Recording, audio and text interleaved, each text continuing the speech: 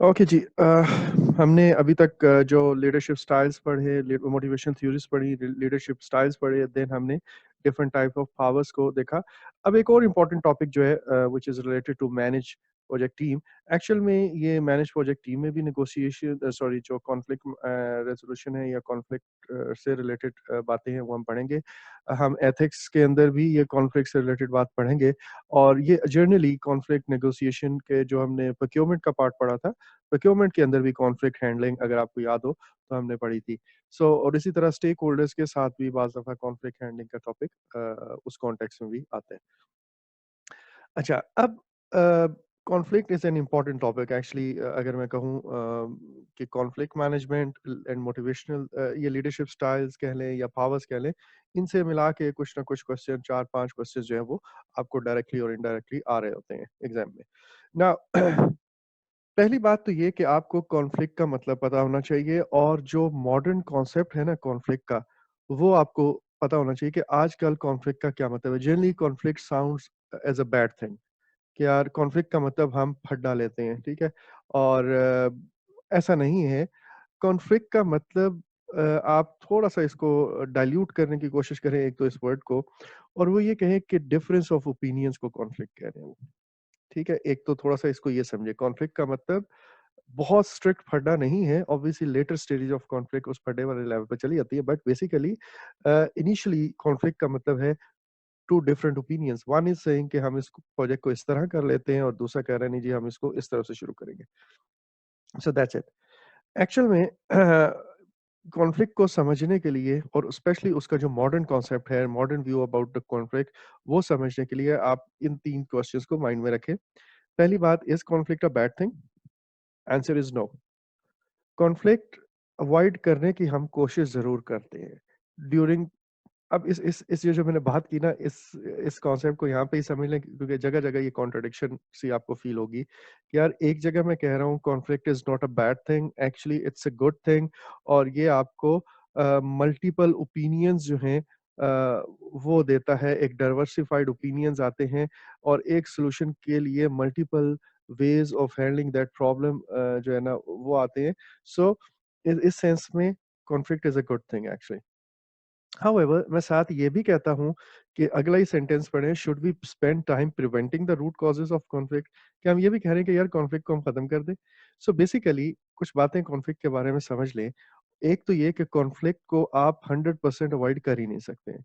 Specially जब आप project management पर काम कर रहे होते हो, जहाँ पे प्रोजेक्ट मैनेजर की कुछ रिस्पॉन्सिबिलिटीज़ भी हैं, कुछ पावर्स भी हैं, और बाज़ दफ़ा वो पावर्स लिमिटेड होती हैं। अच्छा, फिर उसने जिन स्टेक होल्डर्स को डील करना है, उन स्टेक होल्डर्स की जो नीड्स हैं, वो कॉन्फ्लिक्टेड नीड्स हैं। लाइक एक कहता है यार प्रोजेक्ट को जल्दी करो, एक कहता है सस्ते से सस्ता करो। अब जल्दी करता हूँ तो कॉस्ट जाती है, कॉस्ट कम करने की कोशिश करता हूँ तो लेट हो जाता है। तो इसलिए ये बाय वर्च्यू ऑफ जो प्रोजेक्ट है, उसकी जो नेचर ऑफ जॉब है प्रोजेक्ट मैनेजर की, वो इस तरह की है कि उसको कॉन्फ्लिक्टिंग स्टेक होल्डर रिक्वायरमेंट्स को मीट करना पड़ता है। इसी तरह एक और एग्जांपल लें कि प्रोजेक्ट मैनेजर की पावर ये नहीं है कि वो किसी भी रिसोर्स को उठा ले। एक्चुअली उसने वो रिसोर्स लेनी है through from some let's say functional manager. अब उस फंक्शनल मैनेजर ने जो रिसोर्स देनी है, वो मे बी कुछ और लो प्रायोरिटी पे आपके प्रोजेक्ट्स को देख रहा हो, या आपके प्रोजेक्ट उसकी नज़र में इम्पोर्टेंट ना हो, क्योंकि उसने और भी बहुत सारे प्रोजेक्ट्स को लोग देने हैं, और लेट्स से वो अपने बेस्ट एक्सपर्ट्स जो है इधर भेज रहा है, और आपको वो अपना एक नया ट्रेनी भेज रहा है। सो इस चीज़ पे भी आपको कॉन्फ्लिक्ट आ जाता है over the priorities of the project में भी, या इस तरह की रिसोर्स हैंडलिंग पे जब आपको ज़रूरत पड़ती है। सो प्रोजेक्ट की नेचर ऐसी है कि conflicts can not be avoided, पहली बात। दूसरी बात, हम ये कहते हैं कि यार ठीक है कॉन्फ्लिक्ट अवॉइड नहीं कर सकते, एंड मेनी अ टाइम्स ये आपको एक बड़ा ही कह लें कि आउट ऑफ बॉक्स सॉल्यूशन की तरफ भी लेके चले जाते हैं। ये बाज़ दफ़ा आपको बड़ा अच्छी एक अपॉर्च्युनिटी जो है उसकी तरफ भी लेके चले जाते हैं। But still we try to avoid unnecessary conflicts, ठीक है? अब अननेसेसरी कॉन्फ्लिक्ट का मतलब क्या है? प्लानिंग के अंदर आई वुड लाइक कि जो कॉन्फ्लिक्ट्स हैं, और मैं कह रहा हूँ कॉन्फ्लिक्ट का मतलब आपने क्या लेना है, जो डिफरेंसेस ऑफ ओपिनियन है, वो प्लानिंग के वक़्त सामने आए। क्योंकि ये वो स्टेज है जहाँ पे मैं ये चाहूँगा कि डाइवर्सिफाइड ओपिनियन आए मेरे पास, और मैं उनमें से बेस्ट सॉल्यूशन को पिक करूँ। ठीक है? ये नहीं कि जो फर्स्ट टाइम किसी ने एक वर्ड कह दिया और वो ही हमारी नज़र में हम उसके बाद अपने माइंड को क्लोज़ कर दें और कहें बस अब इसी तरह करना है। Rather than that I want कि डाइवर्सिफाइड ओपिनियन आए ताकि हमें बेस्ट सॉल्यूशंस जो हैं वो मिलें। तो प्लानिंग के स्टेज में भी मैं कॉन्फ्लिक्ट को एनकरेज कर रहूँगा और अगेन कॉन्फ्लिक्ट का मतलब क्या होगा? Difference in opinion. अच्छा, और उसके बाद हम कॉन्फ्लिक्ट को रिज़ॉल्व क्या करते हैं, हम ये कहते हैं कि हम ये जो डिफरेंस ऑफ ओपिनियन है, उसको देखते हुए अब हम जब कोई एक डिसीज़न लेते हैं, उस पर फिर वी वांट के सारे एग्री कर जाएँ और ये हमारे पास जब प्लान आता है, अब आपको याद पिछले टॉपिक्स को ज़रा अगर मैं लिंक करूँ तो वो ये है कि that should be bought into, that should be agreed upon bye everyone और इस फैसले के साथ सबकी सपोर्ट होनी चाहिए एंड सो ऑन। तो ये वो टाइम है जहाँ पे मैं कॉन्फ्लिक्ट्स को एनकरेज करूँगा। बट आई वांट मैं ये चाहता हूँ कि जितना भी कॉन्फ्लिक्ट है मैं शुरू में ही उसको प्लानिंग में इनकॉर्पोरेट कर लूँ, ताकि बाद में मैं during the execution process I don't want कि कोई हर्डल्स आएँ। उस स्टेज पे जनरली कॉन्फ्लिक्ट जो है ना आपका टाइम टेकिंग हो जाता है और आप बहुत चीज़ों पे अखराजात कर चुके होते हो, आप अपने प्लान्स हाफ वे चल चुके होते हो, तो वहाँ से अगर कॉन्फ्लिक्ट आ जाए तो और आपको किसी चीज़ से रिट्रीट करना पड़े या चेंज करनी पड़े तो obviously that is that cost you a lot. So इसलिए हम कहते हैं कि हम we spend time preventing the root causes of the conflict. So basically हम प्लानिंग के वक़्त मैक्सिमम ये चाहेंगे कि ऐसा हो। हाउएवर इवन अगर जैसे हमने कहा कि कॉन्फ्लिक्ट्स आर अनअवॉइडेबल, तो अगर एग्ज़ीक्यूटिंग के अंदर भी कॉन्फ्लिक्ट आ जाता है, इवन देन हम ये चाहेंगे कि उसके रूट कॉज़ को एड्रेस किया जाए कि प्रॉब्लम कहाँ है या डिफरेंस ऑफ ओपिनियन के पीछे रीज़न क्या है। और उस प्रॉब्लम को अगर हम एड्रेस कर लें, तो कॉन्फ्लिक्ट जो है वो आपको वो रिज़ॉल्व हो जाता है। And then who should resolve the conflict? कौन करेगा? लाइक अगर मैंने आपको कहा कल परसों हमने 2 दिन जो एग्ज़ाम्पल्स की हैं, उसमें हमने ये कहा कि यार एक मेरे पास 2 टीम मेंबर्स हैं and they are not sure कि किसकी एक्टिविटी इम्पोर्टेंट है ज़्यादा। और किसकी एक्टिविटी को पहले किया जाना चाहिए या प्रेफ़रेंस दी जानी चाहिए। पहले किया जाए तो ऑब्वियसली स्केड्यूल में लिखा हुआ है। जैसे मैंने कहा कि इन साहब ने भी एक डॉक्यूमेंट अपना प्रिंट करवाना है और इन साहब ने भी प्रिंट कराना है और प्रिंटर जो है वो and it requires you 2 hours to print that. तो प्रिंटर एक ही कंबाइंड सेंट्रल जगह पे हमने रखा हुआ है प्रोजेक्ट के अंदर और वहाँ से प्रिंटिंग होनी है। ये बड़ी छोटी-सी एग्ज़ाम्पल है। तो किसकी एक्टिविटी को प्रेफ़रेंस दी जाए। अब इन दोनों के लिए अपनी-अपनी activity is the most important activity. Clear? लेकिन हमें को इनसे हायर अथॉरिटी जो है व्हिच इज़ प्रोजेक्ट मैनेजर में बी वो ये चीज़ डिसाइड कर सके कि कौन-सी एक्टिविटी जो है वो इम्पोर्टेंट है। लेट्स से अगर ये एक ही वर्क पैकेज की एक्टिविटीज़ हैं दोनों और इनके ऊपर एक वर्क पैकेज मैनेजर है।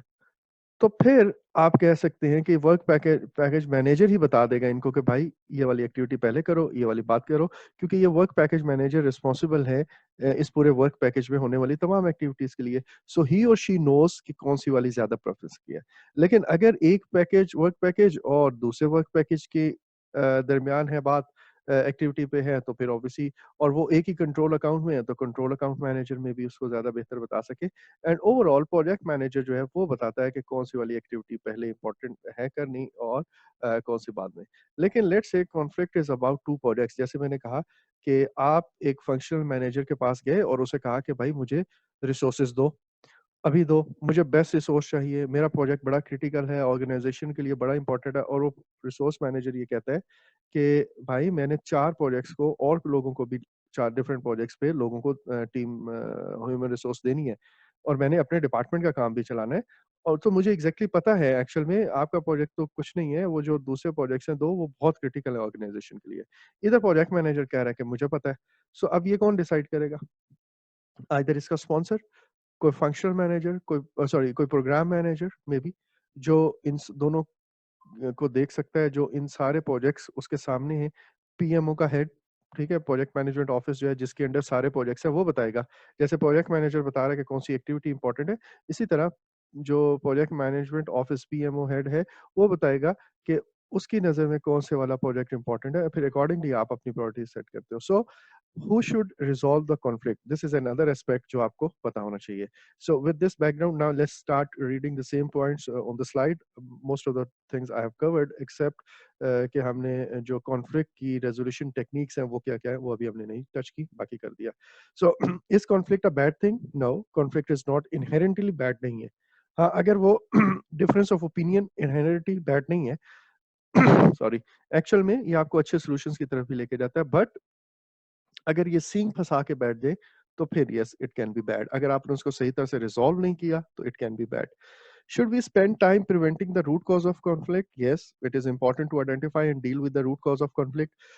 Who should resolve the conflict? Conflict should be resolved by those who are involved, may be assisted by project manager. So best चीज जैसे हमने कहा कि अगर मेरे पास ये जो हम 2-3 दिन से बात करते हुए आ रहे हैं कि हमारे पास जो कॉन्फ्लिक्ट रेजोल्यूशन है, बेस्ट तो ये है कि वो दोनों जो पार्टीज आपस में कॉन्फ्लिक्ट में एंगेज हुई हुई हैं वो ही इसको रिजॉल्व करें। अभी आप हम देखेंगे कि इसको एक खास मेथड का नाम दिया जाता है कि खुद आप अपने उसको करते हो, मिल के थ्रू कोलैबोरेशन आप अपने कॉन्फ्लिक्ट को रिजॉल्व करते हो। लेकिन अगर ऐसी चीज आ जाए जहां पे इन दोनों का कॉन्फ्लिक्ट हैंडल ना रहा हो, तो फिर हम इससे ऊपर वाली पावर या इससे ऊपर वाली अथॉरिटी की तरफ जाते हैं, जो हमने अभी मैंने प्रीवियस एग्जांपल्स भी दी। So I have been highlighting this point कि कॉन्फ्लिक्ट बेस्ट रिजॉल्व होता है by the individuals who are actually involve in the conflict.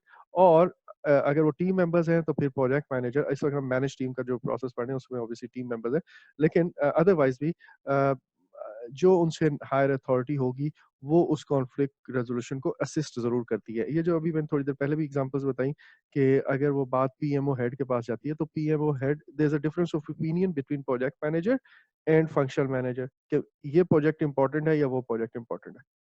तो कौन बताएगा? एक्चुअल में जो बिगर पिक्चर देख रहा है, तो वो पीएमओ ऑफिस बता सकता है कि हमारी ऑर्गेनाइजेशन, क्योंकि प्रोजेक्ट सिलेक्शन में, प्रायोरिटाइजेशन में वो इन्वॉल्व रहा है, तो वो बता सकता है, वो असिस्ट कर रहा है इन दोनों को in the resolution of conflict. अगर इन चीज का आंसर उनको मिल जाए कि यार कौन सा ज्यादा इंपॉर्टेंट है, तो इनका ये कॉन्फ्लिक्ट वहीं पे रिजॉल्व हो जाएगा। ठीक है जी। Okay. Now, although we often think conflict is bad, it actually present opportunities for improvement. This is another topic many people have a different understanding about than what is supported by currently accepted so literature. अभी हम इसको देख लेते हैं कि पुराना और new view of conflict क्या है। लाइक पहले ये समझा जाता था कॉन्फ्लिक्ट डिसफंक्शनल एक चीज है जो आपके काम को रोक देती है, और ये कॉज होता है पर्सनैलिटी की डिफरेंसेस की वजह से, या ये लीडरशिप का फेलियर है।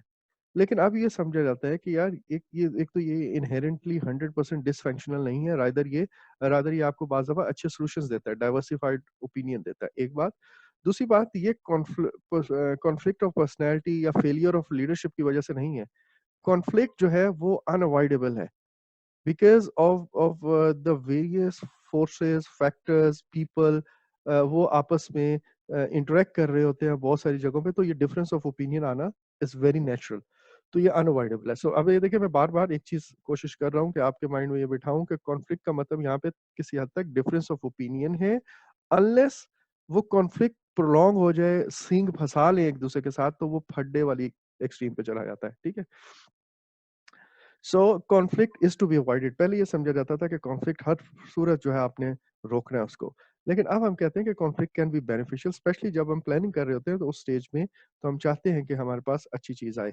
और इसी तरह इवन एग्जीक्यूशन के अंदर अगर एक चीज गलत हो रही है और किसी की नजर में वो वाकई गलत हो रही है, ये कोई एक डिस्क्रिप वो रह गया आपका, डेफिशिएंसी रह गई है, और कोई आपको हाईलाइट करता है कि यार ये गलत हो रहा है, सो ऑब्वियसली ये कॉन्फ्लिक्ट की एक सिचुएशन यहाँ पे आ जाती है। आपकी नज़र में तो आप ठीक कर रहे होते हो, दूसरा कह रहा है गलत हो रहा है, बट एक्चुअल में जब आप डिग आउट करो root cause of the conflict जो हम अभी पढ़ के आए थे, तो आपको अगर ये क्लियर हो जाए कि यार दिस पर्सन वाज राइट, तो उसने आपको बचा लिया है एक मे बी फैटल एरर से। Now conflict is resolve by physical separation और the intervention of upper management. पहले ये समझा जाता था कि यार दो बंदे लड़ रहे हैं ना, उनको अलग अलग कर दो, ठीक है, उनको सेपरेट कर दो, बस उनको आपस में आमने-सामने आने ही ना दो, तो कॉन्फ्लिक्ट रिज़ॉल्व हो जाएगा, एक बात। और इस काम के करने के लिए वो कहते थे कि जनरली कि आप जो भी लोग कॉन्फ्लिक्ट में इन्वॉल्व हैं, उसका जो हायर लेवल है, वो दरमियान में कूद पड़े और वो इनको सेपरेट करवा दे। वो अपनी पावर यूज़ करते हुए इनका इश्यू रिज़ॉल्व करा दे। ठीक है? अब यहाँ पे वो असिस्टेंस वाली बात नहीं हो रही है। Assistance is a good thing, जैसे हमने कहा कि हायर अथॉरिटी जो भी है, वो नेक्स्ट लेवल जो भी है, वो असिस्ट करता है। यहाँ पे मकसद ये है कि आप प्रीवियस कॉन्सेप्ट ये था कि एक प्रोजेक्ट मैनेजर या जो भी हायर अथॉरिटी है, वो उन दोनों को सेपरेट करा के और अपना ऑर्डर पास कर देती थी। अब ऐसा नहीं है। अब वो कहते हैं कि conflict is resolved through openness, open discussion करें, रूट कॉजेज़ को देखें और प्रॉब्लम सॉल्विंग के थ्रू करें बाय पीपल एक्चुअली इन्वॉल्व्ड, और जो उनसे ऊपर मैनेजर्स हैं वो एक्चुअल में इस काम में उनको असिस्ट करते हैं, उनको हेल्प आउट करते हैं। डिफरेंसेस हैं, कोई क्लैरिटी चाहिए तो वो क्लैरिटी देते हैं, जिसकी वजह से उनका इशू जो कॉन्फ्लिक्ट है वो रिजॉल्व हो जाता है। एक और बात जो मैं हाइलाइट करता आया हूँ कॉन्फ्लिक्ट के बारे में, वो ये है कि कॉन्फ्लिक्ट से आंखें बंद नहीं कर लेनी चाहिए, और आपको कन्फ्रंट करना हो चाहिए। दैट मीन्स कि आप इशू से आंखें बंद करने के बजाय उससे डायरेक्ट जाके पूछे व्हाट्स द मैटर।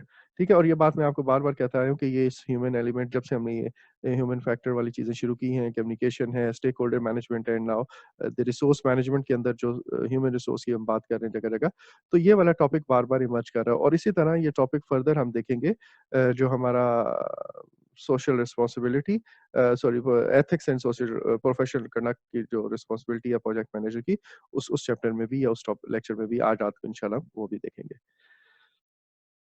अच्छा जी, next, conflict is inevitable, unavoidable and in part because of the following factors. क्यों अनअवॉइडेबल है? वो जो हमने कहा कि बाय वर्च्यू ऑफ द वो nature of the job of project, वो इस तरह की है कि प्रोजेक्ट मैनेजर के पास पूरी पावर्स नहीं है, कंपीटिंग नीड्स हैं, डिफरेंट स्टेक होल्डर्स की रिक्वायरमेंट पूरी करनी है, and it becomes very difficult कि आप विदाउट डिफरेंस ऑफ ओपिनियन या विदाउट हैविंग कॉन्फ्लिक्ट्स आप वो सारे इश्यूज को रिजॉल्व करें।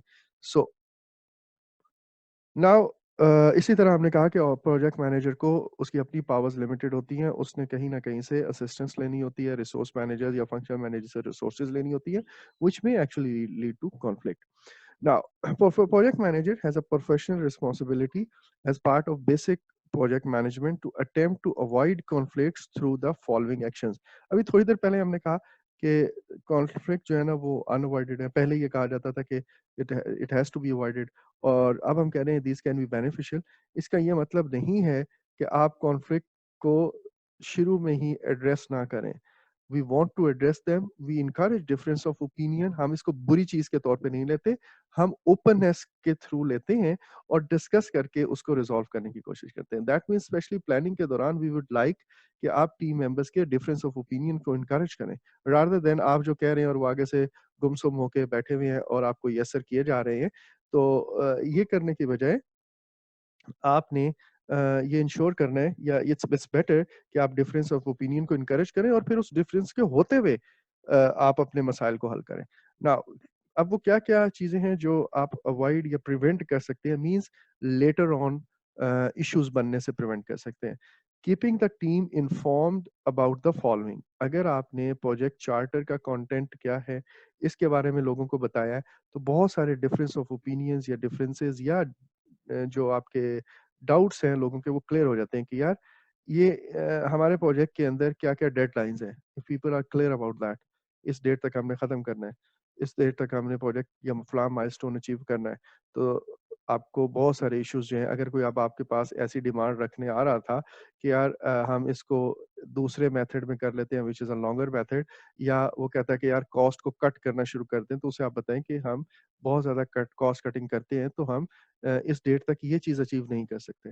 So if you have conveyed the constraints given in the charter, plus आपके आपके पास क्या स्कोप ऑफ प्रोजेक्ट क्या है, उसकी बाउंड्रीज़ क्या हैं, ये चार्टर के अंदर आपने लिखी हुई हैं कि यार ये चीज़ें हम कर सकते हैं और ये चीज़ें हम नहीं कर सकते। तो ये बातें अगर आपने पहले से कन्वे की हुई हैं या कंटीन्यूअसली आप ये रिपीट करते जा रहे हैं, तो बहुत सारे differences in opinion and conflicts खुद ही डाई हो जाते हैं। अच्छा, now project constraints and objectives के बारे में बताया, जैसे अभी मैं कह रहा था कि हमें क्या अचीव करना है और क्या लिमिटेशंस हैं, वो अगर लोगों को पता है, तो बहुत सारे डिफरेंस ऑफ ओपिनियंस यहाँ पे किल हो जाते हैं। Then exactly where the project is headed, हम किस तरफ जा रहे हैं, अभी की प्रोग्रेस क्या है, ऑलरेडी कितना लेट हो चुके हैं। लाइक ये इस तरह है कि if I am getting late and one of my friends से कि यार थोड़ी देर बैठ जा, खाना खा के जाइएगा और मैंने कहीं पहुँचना है, तो व्हाट वुड आई से? I would just share कि यार I'm already late, I have to reach that point by this time। उसके बाद लेट्स से मेरी क्लास है, तो मुझे वो क्लास जो है ना लेनी है, so please excuse me this much time I would require to travel back to home, back home, और उसके बाद हम ये करेंगे। सो इस किस्म की चीजें भी आप, दैट मीन्स प्रोग्रेस जो है प्रोजेक्ट के बारे में आप जरूर शेयर करते रहें अपने टीम मेंबर्स के साथ, और ऑल की डिसीजन, जितने मेजर डिसीजन हो रहे हैं उनके बारे में उनको आगाह रखें, एंड जितनी चेंजेस आ रही हैं उनके बारे में आगाह रखें, तो it will actually help you to stop unnecessarily unnecessary conflicts। अच्छा, अब आप देखिए कि मैंने कुछ 2 बातें कॉन्फ्लिक्टिंग बातें बार-बार कर रहा हूँ, तो आई होप आपको ये क्लियर हो गया होगा, but still I want to highlight कि यार, एक हम ये कह रहे हैं कि कॉन्फ्लिक्ट को अवॉइड करें और एक हम कह रहे हैं कि यार कॉन्फ्लिक्ट कैन बी बेनिफिशियल। सो अगर तो कॉन्फ्लिक्ट ऐसा है जो किसी कन्फ्यूजन की वजह से अराइज़ हो रहा है, तो वो बिला वजह का टाइम की वेस्टेज है। लाइक अगर किसी को नहीं पता कि यार लेट्स से हम आपस की बात करते हैं, इसी ट्रेनिंग कोर्स की बात करते हैं। लेट्स से मैं ये कहता हूँ कि ये ट्रेनिंग कोर्स एक एक स्टेक होल्डर है, वो ये कहता है कि एक ये हम ट्रेनिंग कोर्स जो है ना 1 हफ्ता और एक्सटेंड करते हैं। हमें वो फलाँ टॉपिक भी कवर करवा दे। ऑल्दो वो इतना हमारे स्कोप में इम्पोर्टेंट नहीं है, पीएमपी एग्ज़ाम के अंदर इतना डिटेल में आता नहीं है या बहुत ज़्यादा रेलेवेंट नहीं है, but it can be good कि अगर आप हमें वो टॉपिक भी 2-3 लेक्चर लेके और पढ़ा दें, एक ये। और एक और है स्टेक होल्डर है या एक और क्लास मेंबर है, वो ये कहता है कि नहीं sir we can't do that actually हमारे पास टाइम नहीं है ऐसा करने का। तो अब अगर मैं मुझे मुझे एज़ अ प्रोजेक्ट मैनेजर ये पता है कि हमारी डेडलाइन्स हैं कुछ, लाइक लेट्स से मैंने अगला क्लास कंडक्ट करनी है, मैंने कुछ एडवर्टाइज़मेंट की हुई है और इसी तरह जो कुछ लोगों ने मेरे साथ जब ये कोर्स लिया था, दे हैड डिस्कस्ड कि हमें इतने-इतने टाइम में ये प कोर्स खत्म करना है because they have got some commitments after that. अच्छा, तो अब अगर ये सारी पिक्चर कि मैंने अगले कोर्सेज़ लेने हैं और प्लस ये कि कुछ क्लास मेंबर्स की या स्टेक होल्डर्स की कुछ डेडलाइन्स हैं वो हमें मीट करनी है।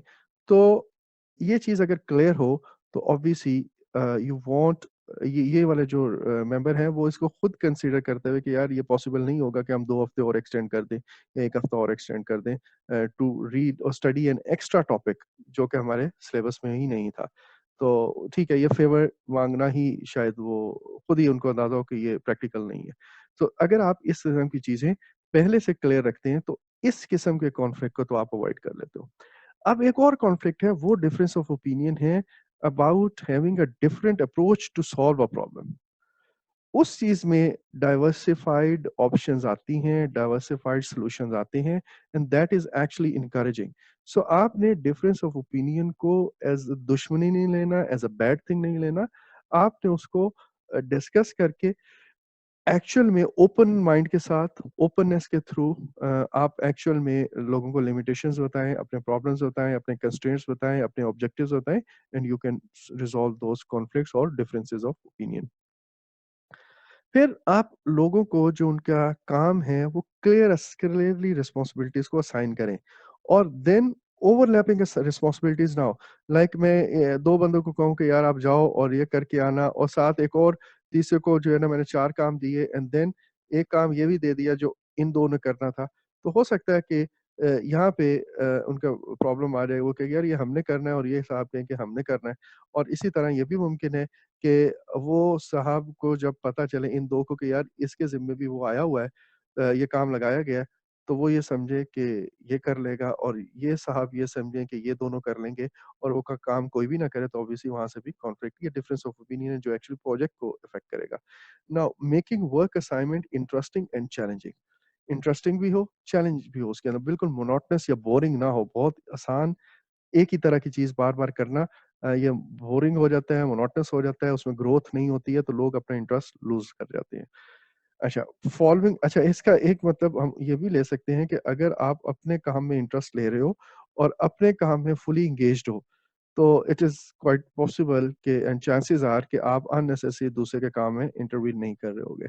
Now following good project management and project planning practices अगर आप करते हैं मीन्स प्लानिंग के दौरान टीम को इन्वॉल्व करते हैं, उनसे ओपिनियन लेते हैं, उनका बाय इन एंड एग्रीमेंट ले लेते हैं, तो लेटर ऑन एग्जीक्यूशन में ऑब्वियसली प्रॉब्लम्स कम आते हैं अनअवॉइडेबल है रिस्क ये सॉरी कॉन्फ्लिक्ट हमने पढ़ा, बट उस तरह उतने ज़्यादा नहीं आते जितने अगर आप प्लान किए बगैर चलोगे तो। अच्छा, ये जो बातें हमने की हैं रिमेंबर ये इस तरह नहीं है कि अच्छा कर लिया तो ठीक है, ना किया तो भी चल जाएगा, ऐसा नहीं है। These are good project management practices and you have to follow these practices. ठीक है? Make sure these are not optional things कि कर लिया या ना किया and so on. आपको करना है। This is your responsibility. This comes under your professional responsibility. As a project manager, you are bound to do these things. अच्छा अब एक और चीज़ जनरली एक जनरल परसेप्शन है वो ये है कि जी जो सोर्सेज़ ऑफ कॉन्फ्लिक्ट में सबसे ज़्यादा कॉन्फ्लिक्ट की सोर्स है वो ये है कि हमारा यार पर्सनैलिटी मैच नहीं था या हमारे पर्सनैलिटी के डिफरेंसेस हैं, पर्सनैलिटी का क्लैश है जिसकी वजह से कॉन्फ्लिक्ट्स आते हैं। ऐसा नहीं है। कुछ स्टडीज़, कुछ रिसर्च के लिए के बाद अगर हम कहें कि सबसे ज़्यादा कॉन्फ्लिक्ट्स किस पे आते हैं, कुछ 7 चीज़ें लोगों ने आइडेंटिफ़ाई की हैं, तो सबसे ज़्यादा जो प्रॉब्लम्स या रिस्क आते हैं वो स्केजुअल्स की वजह से आते हैं। अनरियलिस्टिक स्केड्यूल है, रिसोर्सेज़ एक ख़ास स्केड्यूल को मीट करने के लिए अवेलेबल नहीं है, डेडलाइन्स हैं, उनके प्रेशर्स हैं, सो सबसे ज़्यादा कॉन्फ्लिक्ट स्केड्यूल की वजह से आते हैं। उसके बाद प्रोजेक्ट की प्रायोरिटीज़ की वजह से, ये जो प्रायोरिटीज़ वाली है कि किस एक्टिविटी की कितनी प्रायोरिटी है या किस प्रोजेक्ट की कितनी प्रायोरिटी है, we have discussed this point. फिर रिसोर्सेज़ की वजह से आते हैं, रिसोर्सेज़ की शॉर्टेज है, रिसोर्स मेरी मुझे ये वाली रिसोर्स चाहिए, वो वाली रिसोर्स चाहिए and so on. Then technical opinions, like एक साहब कह रहे हैं कि ये डिज़ाइन बेहतर है, दूसरा कह रहे हैं ये वाला डिज़ाइन बेहतर है, एक कह रहा है कि ये मशीन यूज़ करनी चाहिए, दूसरा कह रहा है ये टेक्निकल अप्रोच यूज़ करनी चाहिए। फिर एडमिनिस्ट्रेटिव प्रोसीजर से रिलेटेड जो कॉन्फ्लिक्ट्स हैं वो हैं, लाइक यार ये क्या प्रॉब्लम है, मुझे छुट्टी चाहिए थी और छुट्टी नहीं मिल रही है, मुझे अलाउंसेस चाहिए थे, अलाउंसेस नहीं मिल रहे हैं, टिकटिंग का इश्यू है, बहुत लेट इन्फॉर्म किया जाता है एंड सो ऑन। फिर कॉस्ट से रिलेटेड कॉन्फ्लिक्ट्स हैं और सबसे आखिर पे जो चीज़ आती है वो पर्सनैलिटी रिलेटेड कॉन्फ्लिक्ट्स हैं। सो ये एक जनरल मिसकंसेप्शन है कि पर्सनैलिटी से रिलेटेड सबसे ज़्यादा रिस्क होते हैं, ऐसा नहीं है। पर्सनैलिटी वाले बिल्कुल एंड पे हैं। कैज़ुअल रिलेटेड रिस्क जो है वो सॉरी रिस्क कह रहा हूँ, कॉन्फ्लिक्ट्स जो हैं वो सबसे ज़्यादा अकर करते हैं। अच्छा, अगेन हमने एक चीज़ पढ़ी, conflict is best resolved by those involved in the conflict. Project manager should generally try to facilitate the resolution of problems and conflict as long as they have authority over those in conflict और over the issues in conflict.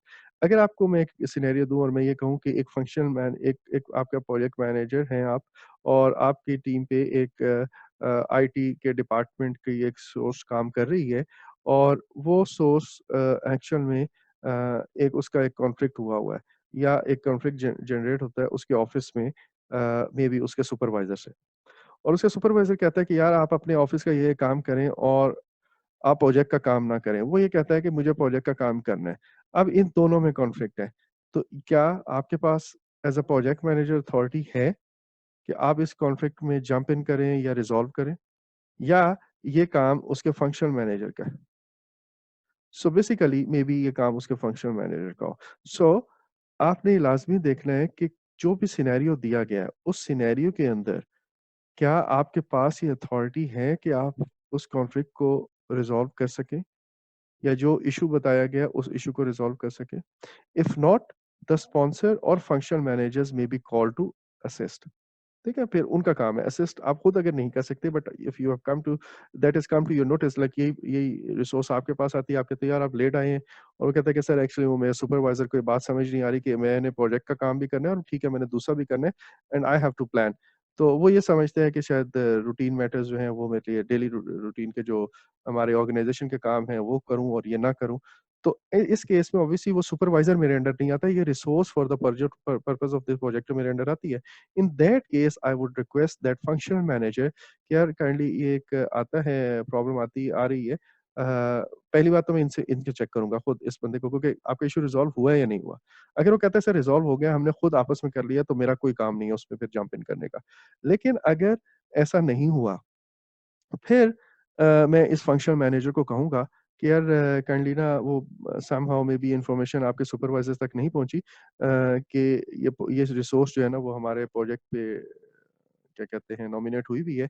उसने इतने-इतने time में हमारे पास आना है because वो कुछ दिनों से वो लेट हो रहा है, आपकी रिसोर्स जो बंदा मेरे पास आ रहा है, वो सुपरवाइज़र उसको रोक लेता है और वो टाइमली मेरे पास नहीं पहुँच पा रहा है, तो kindly please look into that thing. अच्छा, अब ये तो हम बड़ी गुडी-गुडी बातें कर रहे हैं कि यार यूँ हो जाएगा और बड़ा अच्छी बात है ये वो। कुछ चीज़ें ऐसी हैं जहाँ पे प्रोजेक्ट मैनेजर ने खुद रोल प्ले करना है और वो ऐसी चीज़ें हैं कि अगर आपकी आँखों के सामने ये अगेन प्रोफेशनल कॉन्डक्ट कंडक्ट में हम डिटेल में पढ़ेंगे, इस बात को बड़ी डिटेल में पढ़ेंगे। वो ये है कि अगर आपकी आँखों के सामने कोई क्राइम हो रहा है, कोई रूल्स की वायलेशन हो रही है, कोई गलत काम हो रहा है, तो फिर आप ये नहीं कहेंगे कि यार ये 2 बंदे आपस में ये रिश्वत ले रहे हैं या प्रोजेक्ट को हैम्पर कर रहे हैं या इसने एक गलत रिपोर्ट प्रोग्रेस बताई है कि हमारा तो सर ऑन टाइम चल रहा है, विद इन बजट चल रहा है और दूसरा उसको एक्नॉलेज कर देता है, हाँ, हाँ सर बिल्कुल ऐसा ही है। जबकि आपको पता है, यहाँ पे आप एज़ अ प्रोजेक्ट मैनेजर हैं, आपको पता चल जाता है कि नहीं ये गलत कह रहे हैं। मे बी आपके प्रोजेक्ट के ऊपर इन्होंने कोई डिलीवरी देनी थी जो कि एक ख़ास डेट तक पहुँचनी थी। लेकिन 2 महीने हो गए हैं, वो अभी तक चीज़ नहीं आई है और वो ऊपर दोनों रिपोर्ट ये कर रहे हैं कि जी हमारा प्रोजेक्ट ऑन टाइम चल रहा है। तो नाउ ऑब्वियसली आपको पता चल जाएगा कि ये गलत कह रहे हैं क्योंकि आप इन्होंने आपको ये बताया हुआ है कि जी हम वो जो लेट हो रहा है वो इस वजह से काम फँसा हुआ है और आपको मे बी अगले 15 दिन में मिल जाएगा। दैट मीन्स और उसी प्रोजेक्ट की इधर जाके वो रिपोर्ट दे रहे हैं कि ठीक है, सब कुछ अच्छा है। ऐसे केस में प्रोजेक्ट मैनेजर की ये एथिकल रिस्पॉन्सिबिलिटी है कि अपने सामने होने वाले किसी भी गलत बयानी को, किसी भी झूठ को, किसी भी चोरी को, किसी भी फ्रॉड को वो हाइलाइट करे। ठीक है? इस मामले की एक एक्सेप्शन के अलावा बाकी हर जगह कॉन्फ्लिक्ट उसी तरह रिज़ॉल्व होगा जैसे हमने कहा और इसको हम फर्दर डिटेल में जब एथिकल रिस्पॉन्सिबिलिटी और प्रोफेशनल कंडक्ट की बात करेंगे उस वक़्त हम इसको पढ़ेंगे। Now, when you have questions on the exam relating to conflict management, make sure you first think अब ये कुछ पॉइंट्स हैं इनको लाज़मी आप ज़हन में रखिएगा। Who generally has authority over the situation described in this question? जैसे अभी मैंने 2 एग्ज़ाम्पल्स दी थी आपको कि क्या ये प्रोजेक्ट मैनेजर की अथॉरिटी में आता है या नहीं आता? और अगर नहीं आता तो फिर कौन आता है? जो जिसकी अथॉरिटी में वो केस आता है या वो जो सिनेरियो है वो आ रहा है, आप उसको ही जनरली मतलब उसको सामने रखते हुए मामले को एड्रेस करेंगे। Another good question to remember is what resolution of this problem would best serve the customer's interest? अच्छा, अगर आपको ये कहता है कि एक स्टेक होल्डर है जो आपके फंक्शनल मैनेजर जो है वो ये चाह रहा है और उसकी वजह से नहीं हो रहा जबकि अगर आप फंक्शनल मैनेजर की बात को एग्री कर लेते हैं तो कस्टमर को प्रोजेक्ट डिलीवरी लेट हो जाएगी। तो अब आप देखें कि कस्टमर में बी हायर प्रायोरिटी पे होगा। आपने कस्टमर के इंटरेस्ट वाला जो ऑप्शन है उसकी तरफ जाना है। Also ask yourself what is the urgency with which I need to resolve the conflict? That is, would it be best to let everyone cool down before intervening? Or is this something that must be resolved immediately? Maybe ये जो अगर immediately वाला scenario तो आपको autocratic approach, authoritative power, वो जो पीछे आप बातें पढ़ते हुए आए हैं, वो यूज़ करनी पड़े। ठीक है? और इसी तरह अभी आप ना कॉन्फ्लिक्ट मैनेजमेंट की कुछ टेक्निक्स पढ़ेंगे। कुछ टेक्निक्स ऐसी हैं जिनमें आप दूसरों को इन्वॉल्व करते हो, कंसेंसस टाइप अचीव करने की कोशिश करते हो। कुछ ऐसी हैं जिसमें आप you just impose your decision, उसको हम फोर्सिंग कहते हैं। तो आप मे बी अपना इन डिसीजन जो है वो फोर्स कर रहे हो दूसरों पे, तो अगर अर्जेंट मैटर है। Also consider what would happen if you didn't get involved and what will be the long term repercussions if you involve yourself in the conflict. Number 1 कि अगर आप इन्वॉल्व नहीं होते हो तो उसके क्या नतीजे निकलेंगे, क्या रिजल्ट आएंगे और दूसरा अगर आप इन्वॉल्व कर देते हो तो बाद में ये आप वो बाज़ दफ़ा हम कहते हैं ना कि यार मैं इसमें मैं हाथ डाल के ही फँस गया हूँ। मसला इन दोनों का था और बिला वजह ही अननेसेसरीली आई जंप्ड इन।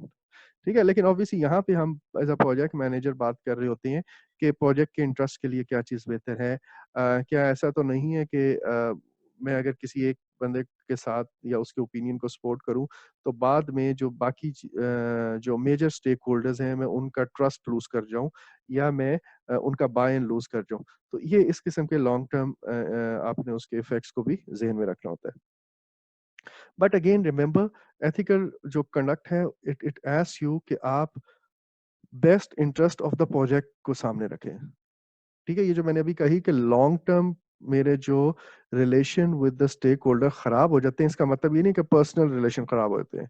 मेरी जॉब चली जाएगी, वो मुझे अगला प्रोजेक्ट नहीं देंगे, इसका ये मतलब नहीं है।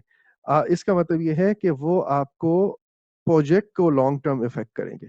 आपका पर्सनल इंटरेस्ट वहाँ पे नहीं है। प्लीज़ इसको क्लियर कर लीजिएगा कि अगर आप जंप इन करते हैं, मैंने एक सेंटेंस बोला कि अगर आप जंप इन करते हो, तो कुछ स्टेक होल्डर्स आपके दुश्मन बन जाएँगे फॉर दैट मैटर या आपके अगेंस्ट हो जाएँगे।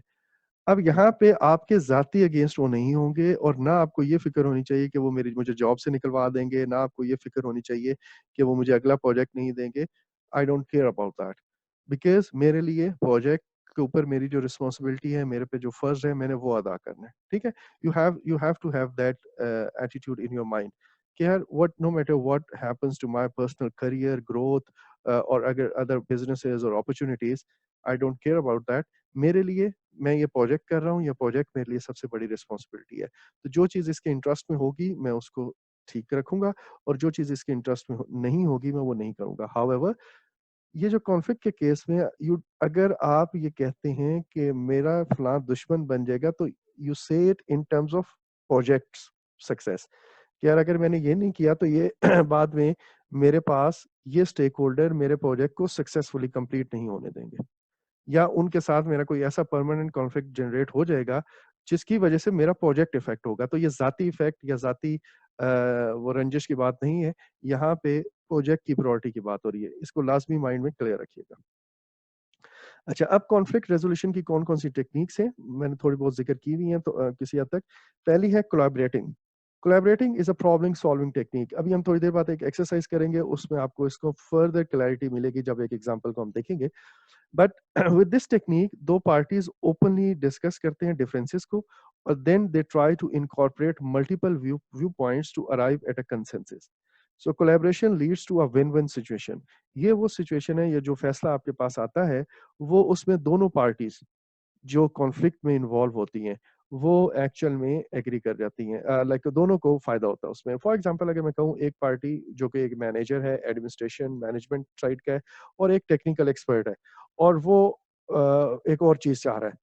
ठीक है, अब इन दोनों में कोई प्रॉब्लम आता है, और दोनों के इनका जो व्यू है वो मैनेजमेंट के पर्सपेक्टिव का है, इनका व्यू जो है वो टेक्निकल एक्सपर्ट का है। और ये दोनों मिल के कहते हैं कि अच्छा यार आप मुझे अपना प्रॉब्लम बताओ। वो उनको ये प्रॉब्लम बताते हैं, फाइन। और इसी तरह टेक्निकल जो व्यू है वो टेक्निकल एक्सपर्ट बनाता है, and then they both decide about a single solution.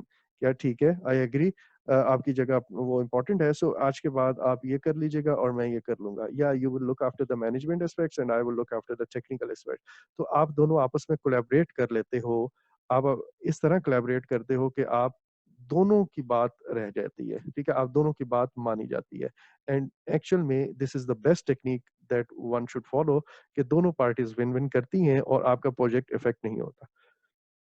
Now compromising या रिकंसाइलिंग, ये इसका दूसरा नाम है। ये वो टेक्नीक है जहाँ पे दोनों पार्टीज़ कुछ ना कुछ गिव अप कर देती हैं। कुछ ना कुछ हिस्सा अपनी जो डिमांड्स हैं या जो अपनी प्रेफ़रेंसेस हैं, उसमें कॉम्प्रोमाइज़ कर लेते हैं। अच्छा, इसका मतलब है दोनों कुछ ना कुछ लूज़ कर जाते हैं। So this is a loose loose situation. Collaborating अगर ना हो रही हो तो may be compromising is a good choice. ठीक है? कोलैबोरेटिंग अगर ना हो रही हो तो may be compromising is a good choice. Again हम इनको एग्ज़ाम्पल्स आगे आगे एक्सरसाइज़ में देखते हैं तो आपको फर्दर इनकी क्लैरिटी आती जाएगी, but for now just remember कि कॉम्प्रोमाइज़िंग के अंदर दोनों पार्टीज़ एक ऐसा सॉल्यूशन फाइंड करती हैं जो दोनों के लिए किसी हद तक सैटिस्फैक्शन होती है, to some degree of satisfaction, क्योंकि 100% इनको भी नहीं मिलता, ये भी कुछ कॉम्प्रोमाइज़ करते हैं, और 100% दूसरे को भी नहीं मिलता क्योंकि वो भी कुछ कॉम्प्रोमाइज़ करते हैं। अब एक और चीज़ है withdrawal and avoidance. Generally we don't want to avoid, जैसे मैं बार-बार कह रहा हूँ, कॉन्फ्लिक्ट को, प्रॉब्लम को अवॉइड नहीं करना, आँखें बंद नहीं करनी है। सो इस टेक्नीक के अंदर दोनों पार्टीज़ रिट्रीट, बिल्कुल ही एक-दूसरे के आमने-सामने नहीं आती, या वक़्ती तौर पे वो कहते हैं कि okay will will deal with this later on, अभी हम दूसरी चीज़ पे फोकस करते हैं। अच्छा, withdrawal is not usually the best choice for resolving conflict, though there may be situation where it is necessary. अच्छा, और वो सिचुएशंस क्या हैं? स्पेशली 2 सिनेरियोज़ में आपको एग्ज़ाम्पल के तौर पे बताता हूँ। एक वो सिनेरियो है जहाँ पे जो डिबेट है वो बहुत हीटेड हो जाती है, और उसकी वजह से आपको ये अंदाज़ा होता है कि यार इस वक़्त वो जो हम जैसे कहते हैं, यार इस वक़्त मेरा मीटर खराब हुआ हुआ है, मेरे सामने ना आओ, मेरे से वो बात ना करो। सो एक्चुअली आप उसको अवॉइड कर रहे हो, बिकॉज़ एट दैट टाइम जो पार्टीज़ हैं वो बहुत ज़्यादा हीटेड टॉक में चले गए हैं, और उनके इमोशंस का लेवल बहुत ज़्यादा पीक पे है, एंड वी नो कि इस वजह से हम कोई अच्छा डिसीजन नहीं कर पाएँगे।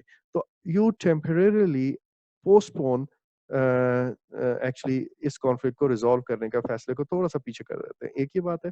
दूसरी बात ये है कि if you are not prepared, you want to get some information, like आप में से एक डिस्कशन कर रही हैं और अचानक यू से समथिंग कि सर नहीं सर ये तो इस तरह होता है, और मैं कहता हूँ नहीं यार ये इस तरह ओपिनियन होता है, तो और हमारा आर्गुमेंट बढ़ता है, एंड देन वी रियलाइज कि यार ठीक है, I guess I need to check it. आपको भी डाउट हो रहा है या मुझे डाउट हो रहा है, तो मैं कहता हूँ कि okay fine, will just prepare ourselves first, और फिर देखेंगे, फिर आके कॉन्फ्लिक्ट को रिजॉल्व करेंगे। या इसी तरह आपको किसी बंदे ने कुछ काम कहे हुए, तो मैं जनरली इसकी एग्जांपल ये लेता हूँ कि ऑल्दो ये इतना ज़्यादा वो नहीं है, आपके एक एक बंदे ने कहा, मैंने आपको कहा हुआ था कि यार ये 2 चीज़ें पढ़ के आनी है या 3 चीज़ें पढ़ के आनी है, और आपने मुझे समहाउ, और मैंने कहा था कि नेक्स्ट वीक हम मिलेंगे। अब वो 1 वीक हो गया, हमारा आमना-सामना नहीं हुआ, लेकिन if you see me coming from a long distance, आप कह रहे हो कि ओह! सर आ रहे हैं, अवॉइड कर दो। Why? Because you are not still prepared. आपको मैंने जो काम कहा था, मैंने कहा था कि वो फलाँ इन्फॉर्मेशन लेके रखना, you are not prepared for that. तो आप पहले जाके प्रिपेयर करते हो और फिर आप आमना-सामना हमारा होता है। ठीक है? So that is withdrawal or avoidance. तो it's not a good choice, but at times we need it. और वो दो सिनेरियोज मैंने आपको बता दिए हैं. देन स्मूथिंग या अकोमोडेटिंग है. इस केस में एक पार्टी जो है वो दूसरी पार्टी के हक में कुछ गिव अप कर देती है. बेसिकली ये उस जगह पे होता है कि जहाँ पे you don't want to discuss the disagreements. Actually you want कि यार हम दोनों में कॉमन क्या है. वी डोंट से कि यार हम इख्तलाफात की बातें नहीं करते, हम उनको एक साइड पे रखते हैं और हम उन चीज़ों पे बात करते हैं, उन एरियाज़ को एम्फसाइज़ करते हैं, जहाँ पे हमारा एग्रीमेंट है और डिफरेंस ऑफ ओपिनियन नहीं है. और ये एक्चुअली उस वक़्त होता है कि जब हमारे लिए रिलेशनशिप ज़्यादा इम्पोर्टेंट होता है. लाइक अगर हमारा दो पार्टीज का रिलेशनशिप ज्यादा दे वांट टू मेंटेन कि यार हमारा रिलेशनशिप मेंटेन रहे और वो ज्यादा इंपॉर्टेंट है बनिस्बत कि इस रेजोल्यूशन का इस कॉन्फ्लिक्ट के में कौन विन होता है और कौन लूज करता है, उससे ज्यादा मेरे लिए इंपॉर्टेंट है रिलेशनशिप मेंटेन करना. तो I would say okay fine यार, आई एग्री जो आप कह रहे हैं ना. मुझे समझ नहीं आ रही बट आई होप कि आप सही कह रहे होगे, तो let's do it that way. तो अब मैंने वो एक कंसेशन दे दिया, मैंने एक एग्रीमेंट कर लिया और मैंने ऑब्वियसली दूसरे के हक में अपने आप को किसी तरह दूसरे को मैंने अकोमोडेट करने की कोशिश की. अब ये जो मेथड है जनरली जनरली ये कोई परमानेंट या complete resolution of the conflict नहीं होता. व्हाई? बिकॉज रूट कॉज वहीं रहती है. अच्छा, और ये आपने अपनी नॉर्मल लाइफ में भी देखा होगा कि वो जो इस तरह अकोमोडेट कर रहा होता है वो ऑल द टाइम अकोमोडेट कर रहा होता है और दूसरा ऑल द टाइम डिमांडिंग हो रहा होता है. ठीक है. तो अब इस केस के अंदर ये कोई परमानेंट सोल्यूशन नहीं है, रूट कॉज वहीं की वहीं रहती है. बट एट टाइम्स जहाँ पे आपको रिलेशनशिप मेंटेन करना ज्यादा इंपॉर्टेंट हो वहां पे आप उसको क्या कहते हो अकोमोडेट कर देते हो दूसरे को just to keep the things running smoothly. अच्छा, एक बात अगेन यहाँ पे प्लीज, ऑल्दो मैं दरमियान में personal life, normal life, human life की एग्जांपल देता हूँ, बट प्रोजेक्ट के कॉन्टेक्स्ट में रिमेंबर आपने ये याद रखना है कि व्हेन आई से कि वो मेरे साथ डिसएग्री कर रहा है, वो मेरे साथ ये कर रहा है और मैं कॉम्प्रोमाइज कर लेता हूँ just to keep the things running और मेरे लिए वो रिलेशनशिप इंपॉर्टेंट होता है. यहाँ पे मेरे लिए मीन्स प्रोजेक्ट मैनेजर के लिए वो relationship for the accomplishment of that task, that project important होता है. यहाँ पे पर्सनल रिश्ते नातों की बात नहीं हो रही है. ठीक है. लाइक फॉर एग्जांपल, अब मैं आपको एक एग्जांपल देता हूँ कि एक सिपाही हवलदार, पुलिस कांस्टेबल, वो घूमते फिरते आपकी प्रोजेक्ट साइट पे आ जाते हैं. वहां पे आई नो कि वो गलत कह रहे हैं, वो कोई डिमांड करते हैं, आई नो कि वो गलत कह रहे हैं. ऑल्दो उस पॉइंट तक नहीं कि वो इल्लीगल बात चली जाए, वो ब्राइबरी की बात चली जाए, क्योंकि वो चीज़ तो हमने करनी नहीं है, वो हमें एथिकल रिस्पॉन्सिबिलिटी कहती है, किसी सूरत नहीं करनी. लेकिन अदरवाइज वो कह रहे हैं कि यार इसको यहाँ पे यूँ हटा लो, यहाँ पे यूँ हटा लो, अननेसेसरी है, but I may accommodate their demand at that time. Why? Because I don't want कि जी मेरा रिलेशनशिप लोकल थानेदार एसएचओ से खराब हो, बिकॉज़ मैंने उस साइट पे काम करना है. नाउ यू सी कि यहाँ पे मेरा ज़ाती रिलेशनशिप की बात नहीं है, ना उसने मुझे ज़ाती आके थ्रेट किया है. I am saying that in terms of मेरा जो फोकस है वो है प्रोजेक्ट की कंप्लीशन. ठीक है. I hope you understand this point now. अच्छा, उसके बाद है फोर्सिंग या डायरेक्टिंग. अभी थोड़ी देर पहले भी इसका मैंने जिक्र किया था कि this technique involves pushing one view point at the expense of another. That means win loose. जो फैसला लाइक प्रोजेक्ट मैनेजर डिसाइड करता है कि ऐसा ही करना है ऑटोक्रेटिक वे में कि okay just get it done, I don't want to listen anything about it now, बस दैट्स इट, जो मैंने कह दिया वो फॉलो करें. तो उसमें आप वो जो फोर्स कर रहा होता है अपना या डायरेक्शन दे रहा होता है अपना डिसीजन या ओपिनियन, वो फुली विन करता है और दूसरी पार्टी को कुछ नहीं मिलता, वो फुली लूज कर रही होती है. And this is the worst case scenario. Now remember to look for collaborating और problem solving choices as generally the best answers, जो हमने शुरू में कहा. Forcing is usually the worst, जैसे अभी थोड़ी देर पहले मैंने कहा, but remember that the answer depends on the situation describe. ये उसी तरह है जैसे मैंने थोड़ी देर पहले आपको जो हम बात कर रहे थे कि डायरेक्टिव या autocratic way is not always good, but sometimes you need it. अच्छा, जब मैं कह रहा हूँ अभी थोड़ी देर पहले का, आई एम सॉरी, ऑल्दो मैं रिकॉर्डिंग छोटे-छोटे टुकड़ों में कर रहा हूँ, लेकिन मैं एक ही गो में कर रहा हूँ और वो मेरे लिए तो थोड़ी देर पहले है, but you can take it as जैसे मैंने प्रीवियस वीडियो में कहा. तो जो अभी प्रीवियस छोटे-छोटे लेक्चर्स में रिकॉर्ड करवा रहा हूँ 20, 25, 25 मिनट के, तो वो जो प्रीवियस वाला लेक्चर का पीस है, उसमें हमने जो कहा वही चीज़ यहाँ पे भी एप्लीकेबल है। और एक और बात, there could be situations in which withdrawal is the best option, और वो 2 सिचुएशंस कौन से हैं? जहाँ पे आपका फीलिंग्स, इमोशंस उस वक़्त बहुत हीटेड हैं एंड यू डोंट वांट कि आप इसके इफ़ेक्ट की वजह से प्रॉब्लम को मज़ीद बढ़ाएँ। दूसरा हमारे पास वो है विथड्रॉल का, कि जहाँ पे आपको यू आर नॉट प्रिपेयर्ड 100% और आप टाइम लेना चाहते हैं, सो दैट आप पहले प्रिपेयर हो जाएँ और फिर आप उस कॉन्फ्लिक्ट को रिज़ॉल्व करने की कोशिश करें। अच्छा, अब आपने एक्चुअल में ये डिफरेंट सिनेरियोज़ या स्टेटमेंट्स दी हुई हैं, उन स्टेटमेंट्स को सामने रखते हुए आपने ये बताना है कि आपके पास कौन-सी वाली कॉन्फ्लिक्ट रेज़ोल्यूशन टेक्नीक यहाँ पे बताई गई है, ठीक है? डिस्क्राइब हुई है। अच्छा, अब मैं ऑब्वियसली हम लाइव सेशन नहीं ले रहे हैं, तो इस केस में यू कैन पॉज़, मैं लाइक एक क्वेश्चन मैं पढ़ूँगा, आप पॉज़ कीजिएगा वहाँ पे अपनी वीडियो को और फिर अपना आंसर सोचें एंड देन आप उसको प्ले कर देंगे तो आंसर भी आ जाएगा, उसकी एक्सप्लेनेशन भी मैं दे दूँगा। सो पहली चीज़ है do it my way, like इसको ये भी कहते हैं माय वे और द हाईवे। दैट मीन्स मतलब क्या है उर्दू में हम इसको क्या कहेंगे? या मेरी बात मानो या नहीं तो वो रास्ता जा रहा है, सड़क नाप मापो अपनी, ठीक है? ये उर्दू मुहावरा भी है, सड़क मापो। तो आपने जस्ट डिक्लेयर, सो ये कौन-सा होगा? You can pause it here. Right, obviously ये फोर्सिंग होगा, जो हमने कहा कि I just impose my decision on to you. एक और है let's calm down and get the job done. अब इस केस में क्या है, हम अपनी जो नरम साइड है, जो जिस पे एग्रीमेंट है, उस पे हम कह रहे हैं कि काम डाउन और आगे चलो यार, आगे बढ़ो, let this job done, get get this job done. तो ये आप कौन सी टेक्निक यूज कर रहे हैं? मैंने हाईलाइट भी कर दिया थोड़ा सा। हम यहाँ पे स्मूथिंग कर रहे हैं। स्मूथिंग के अंदर क्या होता है, you just want to get the things done और उसमें आप दूसरे को किसी हद तक अकोमोडेट कर देते हो। ठीक है? आप कहते हो कि यार स्मूथली काम चलता रहे। जैसे मैंने अपनी पुलिस वाली बात वो एग्ज़ाम्पल दी थी कि यार बिला वजह नहीं प उनके साथ फटा लो, जस्ट जस्ट चाय पिलानी, बैठे जी बैठे आएँ चाय शय पिएँ और सुनाएँ क्या हाल-चाल है और चाय कप सर्व किया, but it should not be taken as a bribe. ये चीज़ ज़हन में रखनी है। वहाँ पे आप किसी सूरत नहीं करोगे, ठीक है? अच्छा, इसी तरह let us do a little of what both of you suggest, कि थोड़ी-सी इसकी मानी, थोड़ी-सी इसकी मानी। दैट मीन्स दोनों ने कुछ ना कुछ कॉम्प्रोमाइज़ कर लिया हुआ है, ठीक है? अच्छा, इसी तरह let's deal with the issue next week. अब हम क्या कर रहे हैं, हम अपने जो कॉन्फ्लिक्ट के रेज़ोल्यूशन को पोस्टपोन कर रहे हैं। सो जब हम पोस्टपोन करते हैं तो हम विथड्रॉ करते हैं, अवॉइड करते हैं। चाहे Miguel and Kath both of you want, अब दोनों आए हैं प्रोजेक्ट मैनेजर के पास और वो ये कह रहे हैं कि this project to cause a little distraction to your departments as possible, as little distraction to. उन दोनों को ये कंसर्न है कि मेरा प्रोजेक्ट जो है उनके डिपार्टमेंट्स को इफेक्ट करेगा और मैं उनको कह रहा हूँ कि okay I have listen to you और with that in mind I am sure we can come to an agreement on the purchase of equipment and what is best for the project. तो मैंने उनकी बात को सुना और अब मैं कह रहा हूँ कि फाइन, आपकी बात को सामने रखते हुए विल रिजॉल्व दिस इशू। सो मैं कुछ उसका सॉल्यूशन आपको दूंगा जो कि एग्रीड, आप फुली एग्री करेंगे उससे। So which technique is this? Smoothing. Again मैं उनकी बात मैंने सुनी और अपने प्रोजेक्ट को मतलब उसके इंटरेस्ट को कॉम्प्रोमाइज किए बगैर अपने आप को एडजस्ट किया, उन दोनों को अकोमोडेट करने की बात कर रहा हूँ। That means smoothing. We have talked about new computers enough. I don't want to get the computers and that's it. So actual में again बड़ा clear है, आप force कर रहे हो अपना decision दूसरों पे।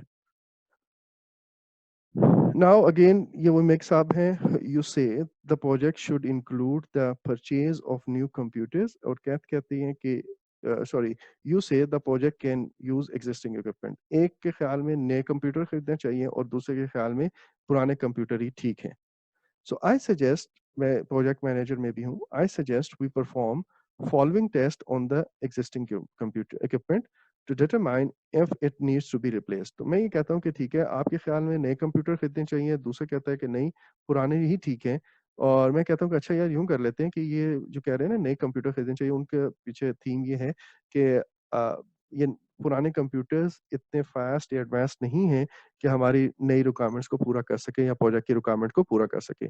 सो मैं ये कहता हूँ कि अच्छा यार यूँ कर लेते हैं, टेस्ट करके देख लेते हैं। अगर तो उनकी स्पीड और परफॉर्मेंस इतनी अच्छी है कि हमारे वो इन टेस्ट को क्लियर कर जाती है, तो दैट मीन्स हम इन्हीं को आगे कंटिन्यू कर लेंगे, अदरवाइज़ हम दूसरे की बात मान लेंगे। So you have what you have done here, you have collaborated basically, और आपने मिल के एक ऐसा सॉल्यूशन निकाला जो दोनों के लिए विन-विन है।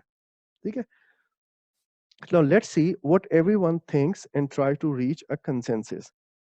हम ये देख रहे हैं कि कौन एक एक फैसला ऐसा किया जाए जिस पे हम ऑब्वियसली सबके ओपिनियन को कंसीडर करते हुए ये चीज़ देख रहे हैं कि हम एक ऐसा फैसला करें जिस पे सब एग्रीड हो। So again this is an example of collaborating.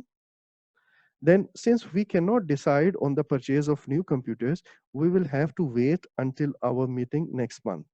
So, अब ये हम फिर पोस्टपोन कर रहे हैं अपने डिसीजन को, उस कॉन्फ्लिक्ट के रेजोल्यूशन को। So basically that is withdrawal या अवॉइडेंस। अच्छा, फिर मेक साहब ने कहा व्हाट इफ, सॉरी, उसको हम कह रहे हैं कि what if we get new computers for the design activity on the project and use the existing computer for monitoring functions. सो हम ये कह रहे हैं कि वो ये कह रहा था कि नए कंप्यूटर्स, अगर आप नंबर 7 पर पढ़ें कि नए कंप्यूटर्स खरीदे जाएँ, और मैं अब उसे ये कह रहा हूँ कि यार ठीक है, हम प्रोजेक्ट के कुछ हिस्सों पे डिज़ाइन एक्टिविटी वगैरह पे तो वही वाले कर लेते हैं, आपकी बात मान लेते हैं और नए कंप्यूटर्स ले लेते हैं, जबकि जो मॉनिटरिंग फंक्शंस हैं उसके लिए हम पुराने कंप्यूटर्स ही चला रहे हैं। तो अब मैंने क्या किया, कुछ बात उसकी मान ली और कुछ जो है वो दूसरे की मान ली। दैट मीन्स दोनों पार्टीज़ ने थोड़ा बहुत कॉम्प्रोमाइज़ किया। कुछ उसने गिव अप किया, कुछ इसने गिव अप किया या मैंने गिव अप किया। सो इसको हम कहते हैं compromising. Right. So next, emotional intelligence. We have been talking about emotional intelligence earlier as well. और उसमें हमने ये कहा कि emotional intelligence is the ability to recognize and express one's own emotions appropriately. पहली बात तो ये कि आपको खुद अपने इमोशंस का पता होना चाहिए, अपनी फीलिंग्स का पता होना चाहिए दैट आप एंगर में कर रहे हैं या you really want a certain thing to happen in a particular way, and then how to express that emotion, and then at the same time आपने जो to perceive and manage the emotions been expressed by others. दूसरा आपको क्या message convey करना चाह रहा है, या अनइंटेंशनली उसके जो रिएक्शन है या उसका जो बिहेवियर है उससे क्या मैसेज कन्वे हो रहा है, आपको वो खुद परसीव करना है, and then you have to act smartly actually. तो आप दूसरे की फीलिंग्स या इमोशंस को वो जो एक्सप्रेस करता है through observation, through communication and to other जो सॉफ्ट स्किल्स, इंटरपर्सनल स्किल्स हैं, उनके थ्रू आपने उनको ऑब्जर्व करना होता है, जिसमें वो एक्टिव लिस्टिंग वगैरह भी आप पहले देख चुके हैं। So an emotionally intelligent project manager is able to establish and maintain positive relationship by adjusting communications and anticipating the needs of others. It is quite possible कि during the course of the project आपको बहुत ज़्यादा stress may be आपने अपनी team पे डाला हुआ है, और ये आपको through emotional intelligence you can observe that part कि लोग फटीग का शिकार हैं, लोग फ्रस्ट्रेटेड हैं, और they are not thinking good about the project और about the way you are managing the project. ये चीज़ें आपने खुद ऑब्जर्व करनी है, पूछनी है, बार-बार पूछनी है through communication and interpersonal skills as well as through observation. And then आप अकॉर्डिंगली एडजस्टमेंट करते हैं to manage a better manage actually to maintain a better relationship among with the stakeholders. Actually at this stage हम manage team की बात कर रहे हैं, तो specifically with the team. जो इमोशनली इंटेलिजेंट प्रोजेक्ट मैनेजर्स होते हैं, they understand how emotion can drive the behaviour of others. Like अगर आपको फटीग का फैक्टर नजर आ रहा है, या उनकी मोटिवेशन लेवल लो नजर आ रहा है, या वो आपको फुली कन्विंस्ड नजर नहीं आ रहे अबाउट द वर्क और about the method the work is being done, तो यू मस्ट अंडरस्टैंड एक्चुअली ऐसा प्रोजेक्ट मैनेजर जो इमोशनल इंटेलिजेंट हो, वो उसे ये पता होता है कि यार this will actually results into may be a behaviour which may not be good for the project, and then accordingly उनको ये भी पता होता है कि ऐसी चीज़ों के बारे में या ऐसे बिहेवियर्स को, अगर आइदर वो इश्यूज हैं या जर्नल अभी इशू नहीं बने और they are just concerns of the team members, तो उनको आपने एड्रेस कैसे करना है। Emotionally intelligent project managers are able to effectively use conflict resolution techniques. Like वो proactively actively observe करके उनके behavior को देखते हैं, and they know कि even अगर एक concern, एक conflict unsaid है अभी तक, वो आपको किसी ने express नहीं किया, वो actual में उनसे बार-बार पूछता है, वो dig out करता है जो कुछ उनके माइंड में होता है टीम मेंबर्स के, एंड या पर्सनल ऑब्जर्वेशन के थ्रू उसे पता चल जाता है, तो देन वो उन डिफरेंसेस ऑफ ओपिनियंस को, उन कॉन्फ्लिक्ट्स को रिज़ॉल्व करता है बाय बाय जो हमने अभी तक कॉन्फ्लिक्ट मैनेजमेंट की टेक्निक्स पढ़ी थी, like collaborating, smoothing, rather than forcing.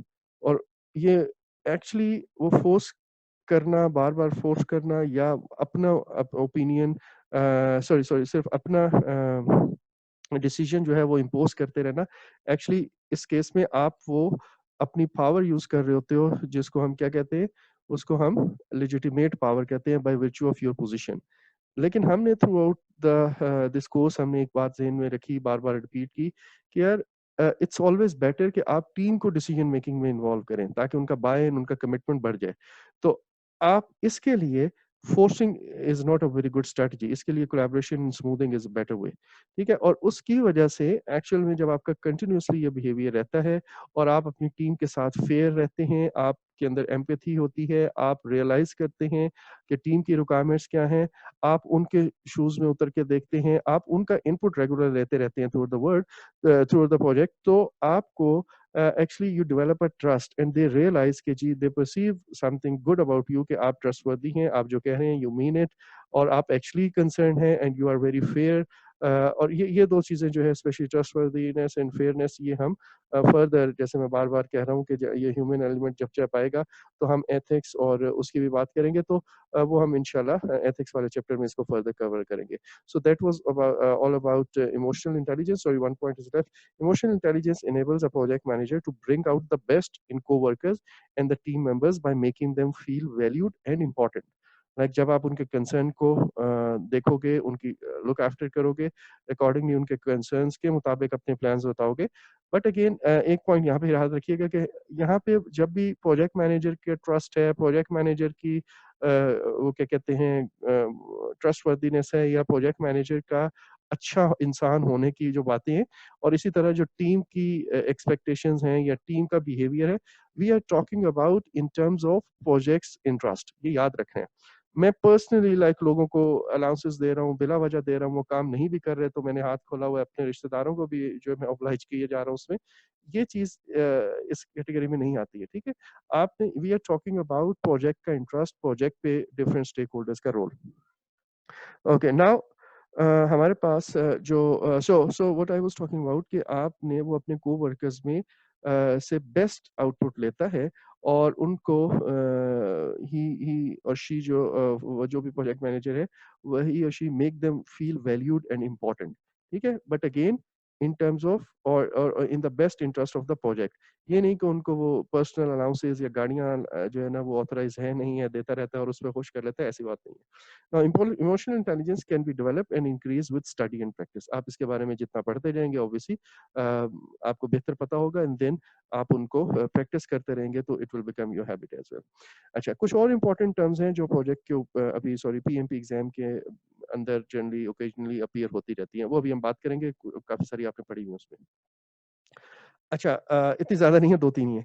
अच्छा, उसके बाद वो मैं आपको बताता हूँ। एक चीज़ याद रखिएगा, अभी तक आपने you are almost very near towards to the end of your course, और अभी तक आपने जो टर्मिनोलॉजीज़ पढ़ ली हैं, रिमेंबर, अगर इस इन टर्मिनोलॉजीज़ के अलावा कोई भी टर्म आप देखें, तो आप ये यकीन रखें कि वो मेड अप टर्म है, ठीक है? वो उन्होंने घड़ी है वो टर्म, या एट लीस्ट उसका प्रोजेक्ट मैनेजमेंट से कोई लिंक नहीं है।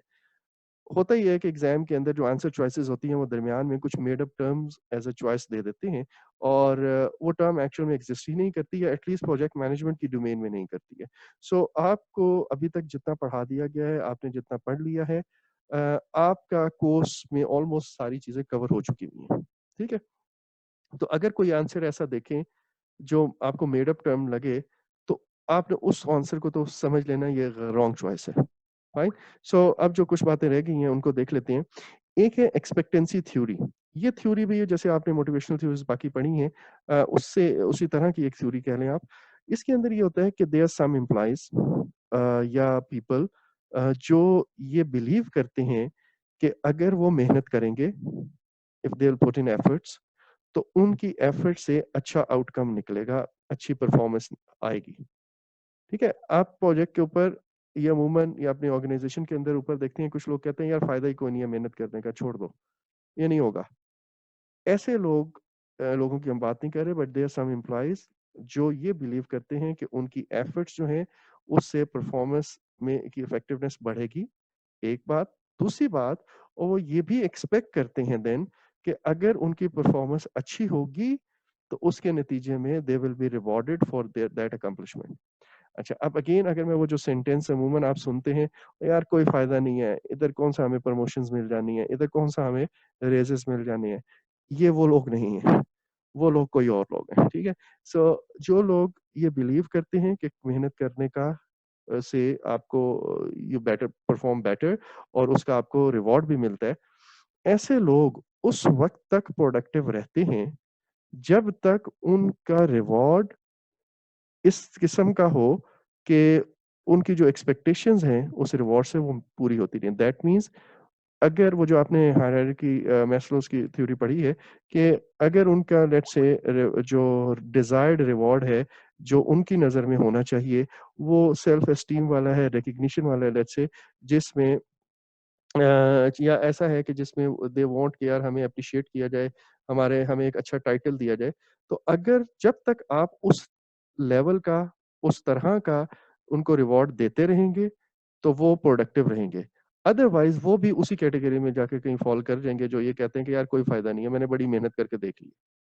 फाइन? तो आपने उनको just if you want to keep such people motivated क्योंकि they really play a very important role on your project ये क्योंकि इनके ये दे आर कन्विंस्ड और इनका ये बिलीव होता है कि यार हम मेहनत करेंगे आउट परफॉर्मेंस अच्छी होगी और हमें रिवॉर्ड मिलेगा।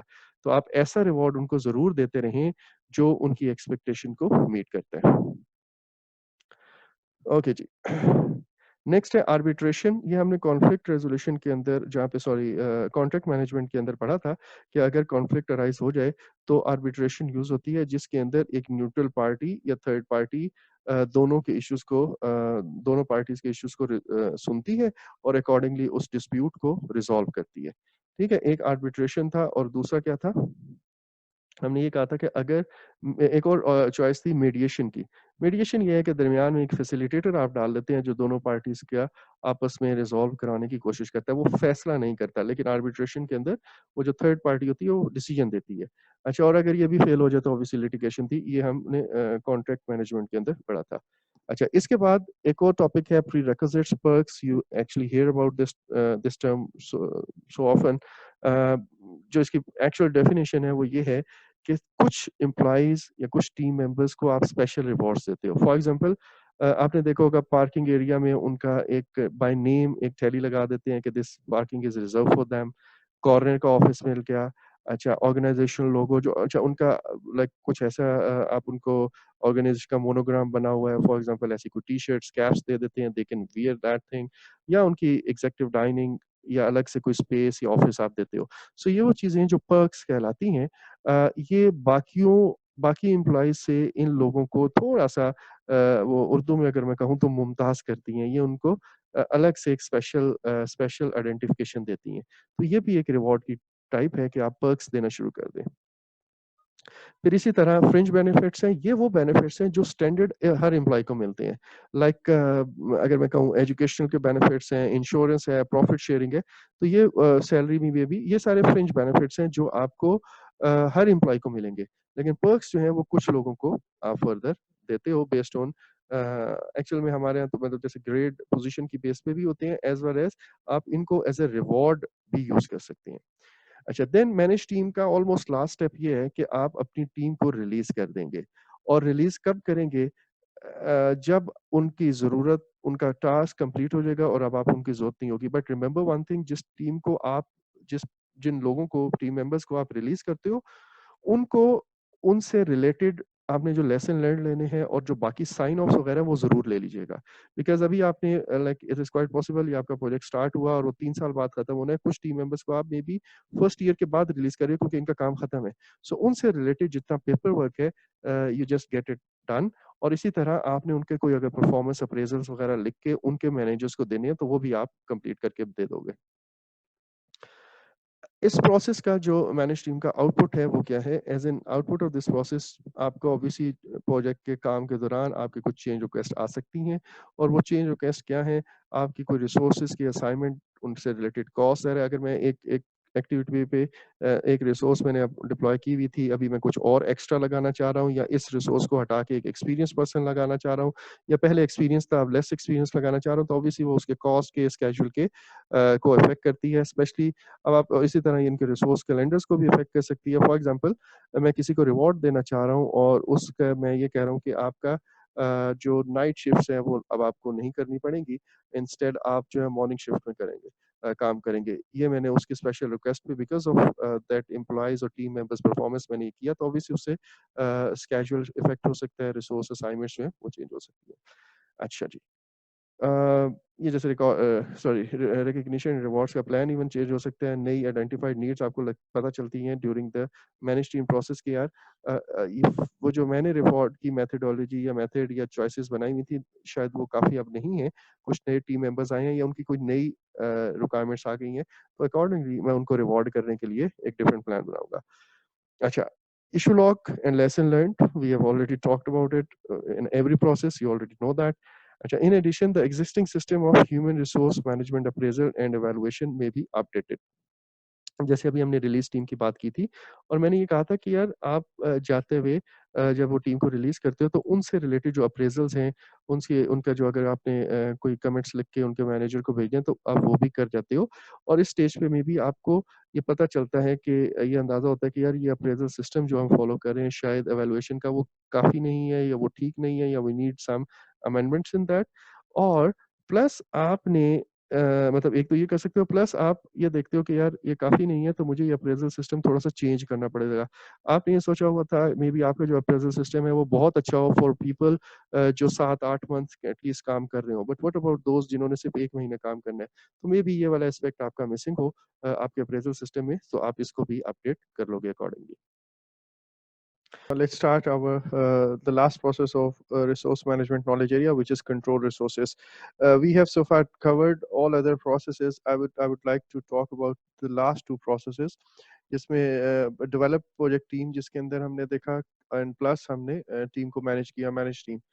ये दोनों processes were related, purely related to human resource. अगर आप देखें कि हमने जो पहले रिसोर्स मैनेजमेंट प्लान बनाया उससे हमने कहा human resource as well as physical resources. ठीक है, उसके बाद हमने कहा कि यार जब हमने रिसोर्सेज का एस्टिमेट किया तो हमने कहा all human resources plus physical resources. और फिजिकल रिसोर्सेज में हमने कहा material, machinery, facilities, utilities, office building requirement and so on, वो सारा हमने इसमें कवर किया। फिर हमने कहा एक्वायर रिसोर्सेज, और एक्वायर रिसोर्सेज के अंदर भी हमने दोनों जो है ना वो चीज़ें देखी कि जिसके अंदर ह्यूमन रिसोर्स भी था और फिजिकल रिसोर्सेज भी था। अब इसके बाद हम जब नेक्स्ट प्रोसेस पे आए तो वो डेवलप टीम था। यहाँ पे हमने एक बाइफरकेशन ड्रॉ की और हमने कहा कि we will talk about HR only, और इसी तरह हमने कहा मैनेज टीम, तो वो भी हमने एचआर की बात की। अब हम जब आते हैं कंट्रोल रिसोर्सेज की बात करते हैं तो यहाँ पे हम we are talking about the physical resources only. यहाँ एक चीज याद रखिएगा कि जो हमारे पास एचआर है, ह्यूमन रिसोर्स है, प्रोजेक्ट टीम है, वो मैनेज हो रही है, कंट्रोल हो रही है in the manage team process. और उनकी जो परफॉर्मेंस की असेसमेंट है that is reflected in the output of project work. उनको एज़ सच लाइक उनकी परफॉर्मेंस को हम कैसे गेज कर सकते हैं या उनको हम कैसे कंट्रोल कर सकते हैं, वो हम मेजर करते हैं through the outputs of like cost पे चीज़ें बन रही हैं, क्वालिटी के मुताबिक बन रही हैं, स्केड्यूल के ऊपर आ रही हैं। सो वो जो काम हम कर रहे हैं या वो जो कंट्रोल प्रोसेसेस हैं, उनकी जो रिपोर्ट्स आपको याद होगा कि उसमें एक जगह हम परफॉर्मेंस रिपोर्ट्स को देखते थे एज़ एन इनपुट, तो वो परफॉर्मेंस रिपोर्ट्स बेसिकली उनकी बेस पे हम टीम की परफॉर्मेंस को असेस कर रहे होते हैं। और उस स्टेज पे मैंने आपको कहा था कि will talk about this point later जब हम कंट्रोल रिसोर्सेज की बात करेंगे। तो हमने प्रोजेक्ट टीम की परफॉर्मेंस को मॉनिटर किया, कंट्रोल किया through all the control processes basically. अगर वो काम सारे ठीक हो रहे हैं तो इसका मतलब टीम की परफॉर्मेंस ठीक है। अगर वो सारे कामों में प्रॉब्लम है तो इसका मतलब टीम ठीक परफॉर्म नहीं कर रही। और इस चीज़ को उनके जो परफॉर्मेंस का अप्रेज़ल था, टीम का परफॉर्मेंस का appraisal individual as well as और टीम एज़ अ टीम, वो हमने मैनेज टीम और डेवलप टीम के अंदर हमने इस चीज़ को डील किया। Now let's start the control resources process जो which deals with the physical resources। और जो control physical resources जो हैं, एक्चुअली इफ यू रिमेंबर हम फिजिकल रिसोर्सेज अगर स्पेशली हम बाहर से प्रोक्योर कर रहे हैं तो वहाँ पे कंट्रोल प्रोक्योरमेंट का एक प्रोसेस था जिसमें हम उन फिजिकल रिसोर्सेज को एज एन इनपुट लेते थे। सॉरी फिजिकल रिसोर्सेज हमें बन के प्रोक्योरमेंट कंप्लीट होके हमें मिलती थी, और हम कहते थे कि मे बी हमारा क्वालिटी का डिपार्टमेंट भी साथ आ जाए और वो इसकी इंस्पेक्शन करे और उसको अकॉर्डिंगली एक्सेप्ट कर ले या रिजेक्ट कर ले। अब उसके बाद जब वो हमारे पास आ जाती हैं, हमें सप्लायर या वेंडर या हमारा जो कॉन्ट्रैक्टर है वो चीज़ें रिसोर्सेज ला के देता है, तो उसके बाद उनको हमने कैसे यूटिलाइज किया, क्या हमने जो स्टोर की हुई थी रिसोर्सेज, वो इन्वेंट्री, कभी ऐसा तो नहीं हुआ कि हमारी सारी इन्वेंट्री यूज हो गई और अभी जो है वो नेक्स्ट जो डिलीवरी है वो अभी तक नहीं आई। ये आपने अमूमन जो लोग जिन लोगों ने घर बनाने का जिनके एक्सपीरियंस है वो जल्दी they talk about this thing कि यार ये जो है ना हमारा इलेक्ट्रिशियन है, वो पहले नहीं बताता, या हमारा जो मेसन है वो पहले नहीं बताता कि क्या चीजें चाहिए। जब वो सारी लगा बैठता है, खत्म हो जाता है, फिर वो कहता है इतनी वायर और ले आओ, और फिर मैं जाके मार्केट से लाता हूँ और 2 दिन काम ही नहीं होता। तो कहीं हमारे साथ ऐसी सिचुएशन तो नहीं हुई? या ऐसा हुआ हो कि जी हमारी प्रोजेक्ट टीम जो है वो एक जगह पे पहुँची है और पहुँचने के बाद लाइक वहाँ पे जब देखा है तो वहाँ पे अभी मटेरियल आया ही नहीं था। तो वो टीम जो है सारा दिन वेट करती रही है, ऐसा तो कभी नहीं हुआ। ये कंप्लेंट आपको ये जनरली जो मीडिया से रिलेटेड प्रोजेक्ट्स होते हैं, उसमें वो कहते हैं जी कि वो कास्ट आ गई सारी और मटेरियल नहीं पहुँचा, वो शूटिंग टीम नहीं पहुँची, या शूटिंग टीम आ गई तो कास्ट नहीं पहुँची एंड सो ऑन। कोई इस किस्म के प्रॉब्लम्स तो नहीं आ रही। ये प्रॉब्लम्स एक्चुअल में आपने कंट्रोल करने हैं during this process. So in this process, project manager also monitors amount, क्या हमने जितनी अमाउंट प्लान की हुई थी वो उतनी ही यूटिलाइज हो रही है, या आपने कहा कि यार हमने प्लान किया हुआ था कि हमारा इतना टाइम लगेगा, let's say we talk about this our course, हमने लेट्स से प्लान किया होता 7 वीक्स लगेंगे, या हमने कहा कि एक नॉलेज एरिया पे 3 दिन लगेंगे लेट्स से, और क्या वाकई 3 दिन लग रहे हैं, या हमने कहा एक नॉलेज एरिया पे 2 डेज लग रहे हैं, तो क्या वाकई 2 डेज लग रहे हैं, क्या उतनी ही कॉस्ट आ रही है, क्या उतना ही टाइम लग रहा है and so on. So amount, cost, quality of the resources being used and compare that to what was planned. तो ये बेसिकली हर कंट्रोल प्रोसेस की तरह जो एक्चुअल यूटिलाइजेशन है प्लस जो हमने प्लान किया उससे कंपैरिजन है। यहाँ पे बात क्वालिटी की लिखी हुई है। ये आप देखिए कि क्वालिटी का यहाँ पे एस्पेक्ट क्या है, वो ये है कि हमें जो रिसीव हो रही थी वो रिसीव होने के बाद हमने उसको अप्लाई किया, ठीक है? और एक्चुअली अगर वो जो हम अप्लाई कर रहे हैं जिस ग्रेड का मटेरियल, वो हमें डिजायर्ड क्वालिटी नहीं दे रहा। ऑब्वियसली ये चीज़ हमें कहाँ से पता चलेगी कंट्रोल क्वालिटी से। तो इसका मतलब ये है कि हमें अपनी जो प्रोक्योरमेंट करनी है या जो मटेरियल यूज़ करना है वो हमें चेंज करना पड़ेगा। इसका मतलब है कि वो जो हमारे एस्टीमेट रिसोर्सेज़ हुए थे, जिसके अंदर हमने कहा था कि हम हर एक्टिविटी पे यूज़ होने वाली रिसोर्सेज़ की क्वांटिटी, उनकी क्वालिटी, उनका स्किल लेवल, अगर फिजिकल रिसोर्सेज की बात करें तो स्किल लेवल वगैरह हमने कहा था। और जो फिजिकल रिसोर्सेज थे उसमें हमने कहा था कि एसटी हम उनकी क्वांटिटी करेंगे, उसकी क्वालिटी या ग्रेड जो है कौन सा लेना है वो चेक करेंगे, और कब-कब चाहिए वो हम प्लान कर लेते हैं। सो अगर वो क्वालिटी मीट नहीं हो रही, तो इसका मतलब है हमें अब अपना वी नीड टू रिव्यू ये जो यहाँ पे हमने लिखा हुआ है आइदर क्वांटिटी उसी अमाउंट में हो रही है, या उसकी कॉस्ट में भी वो कॉस्ट वाले नॉलेज एरिया में जाके इफेक्ट होगी, एंड या उसकी क्वालिटी या ग्रेड। इसका मतलब अगर ग्रेड चेंज होता है तो हमें अपना जो प्रोक्योरमेंट वाला पूरा साइकिल है उसमें कोई चेंजेस करनी पड़े, ताकि हमारा desired required level of grade जो है वो मिल जाए हमें। सो ये याद रखिएगा कि आप देखिए हम क्वालिटी, कॉस्ट और इन चारों चीज़ों को, या प्रोक्योरमेंट का कंट्रोल प्रोसेस वो कैसे आपस में इंटरलिंक हो रहा है। So if there are any discrepancies between the planned versus actual utilization, corrective action may be necessary। और हर कंट्रोल प्रोसेस में इफ यू रिमेंबर हम ये बात करते हैं।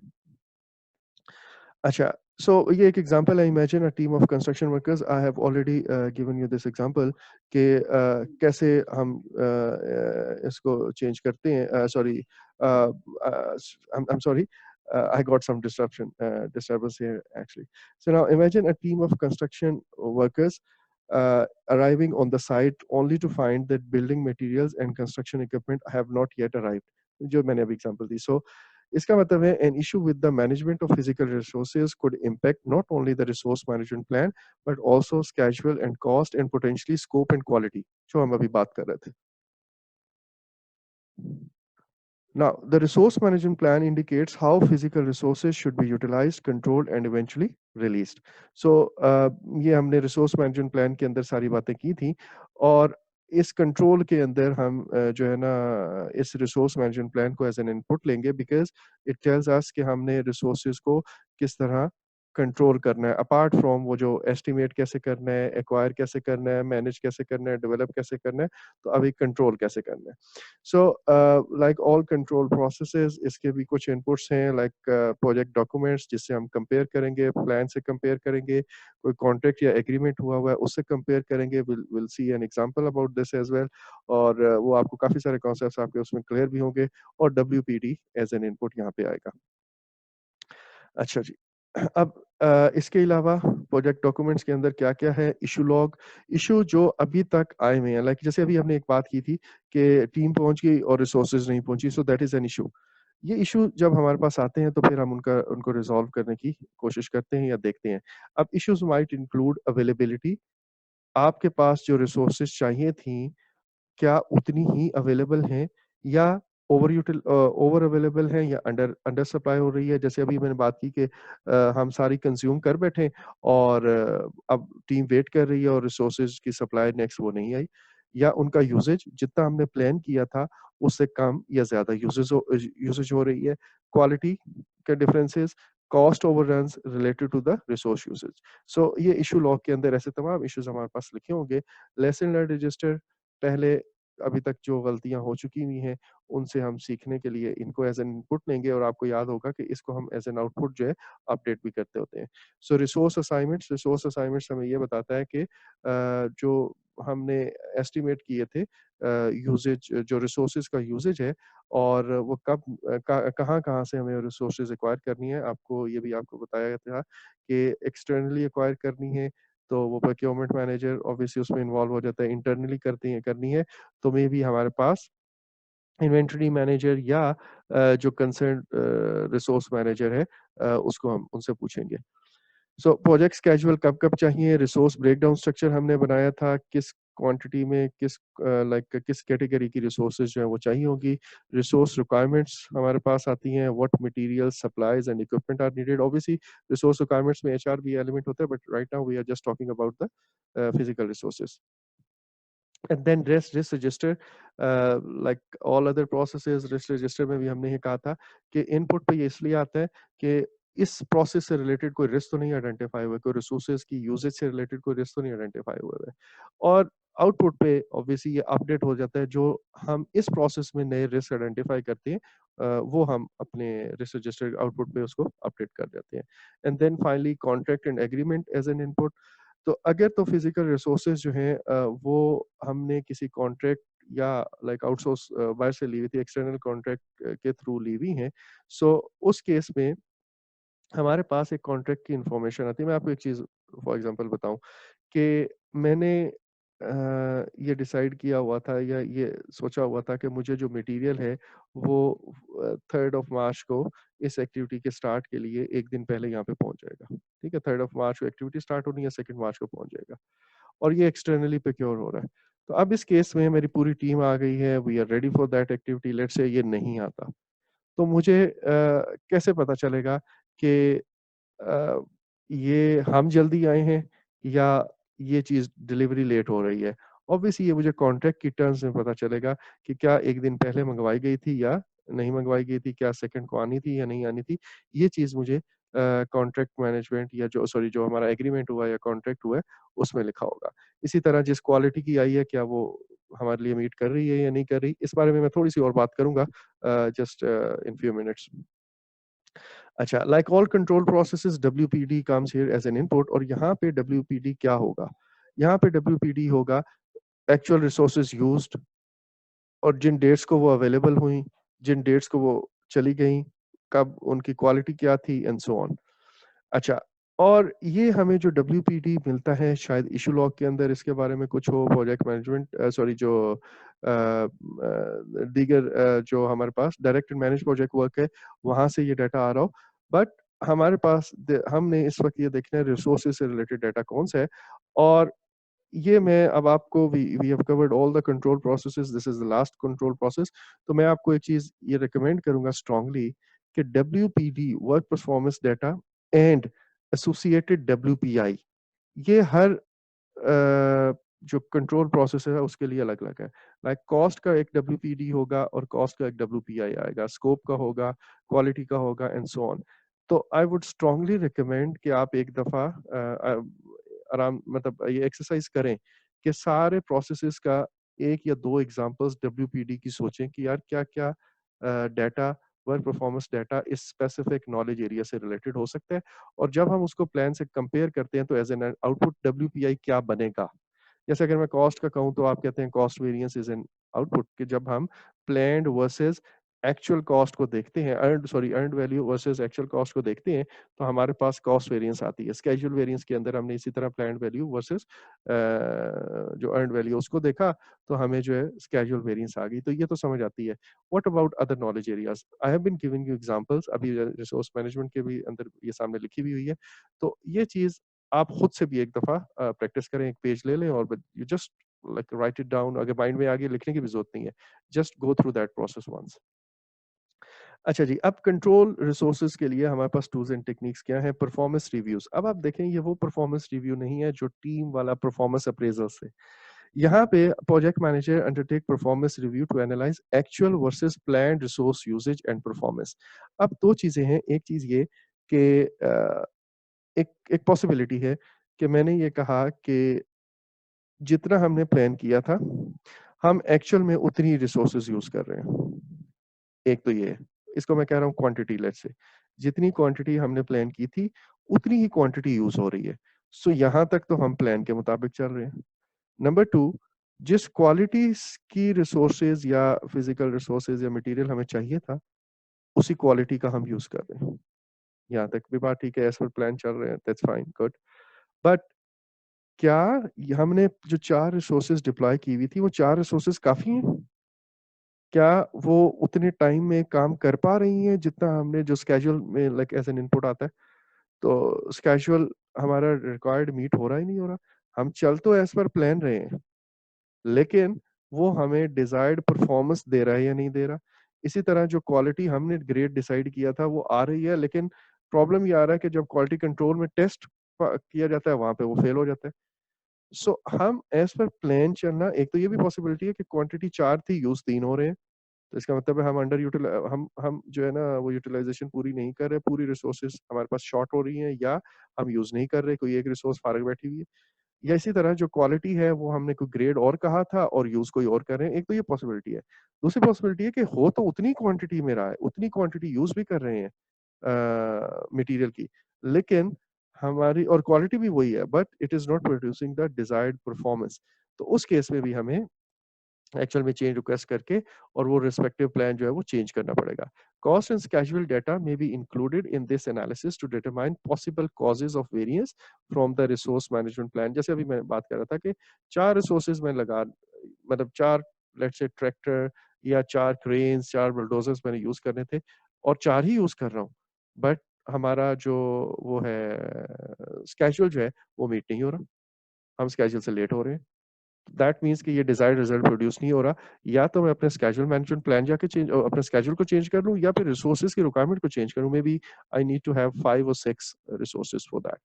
ठीक है? सो ये भी मतलब ये परफॉर्मेंस रिव्यू जो है it actually is used in conjunction with the cost and schedule data.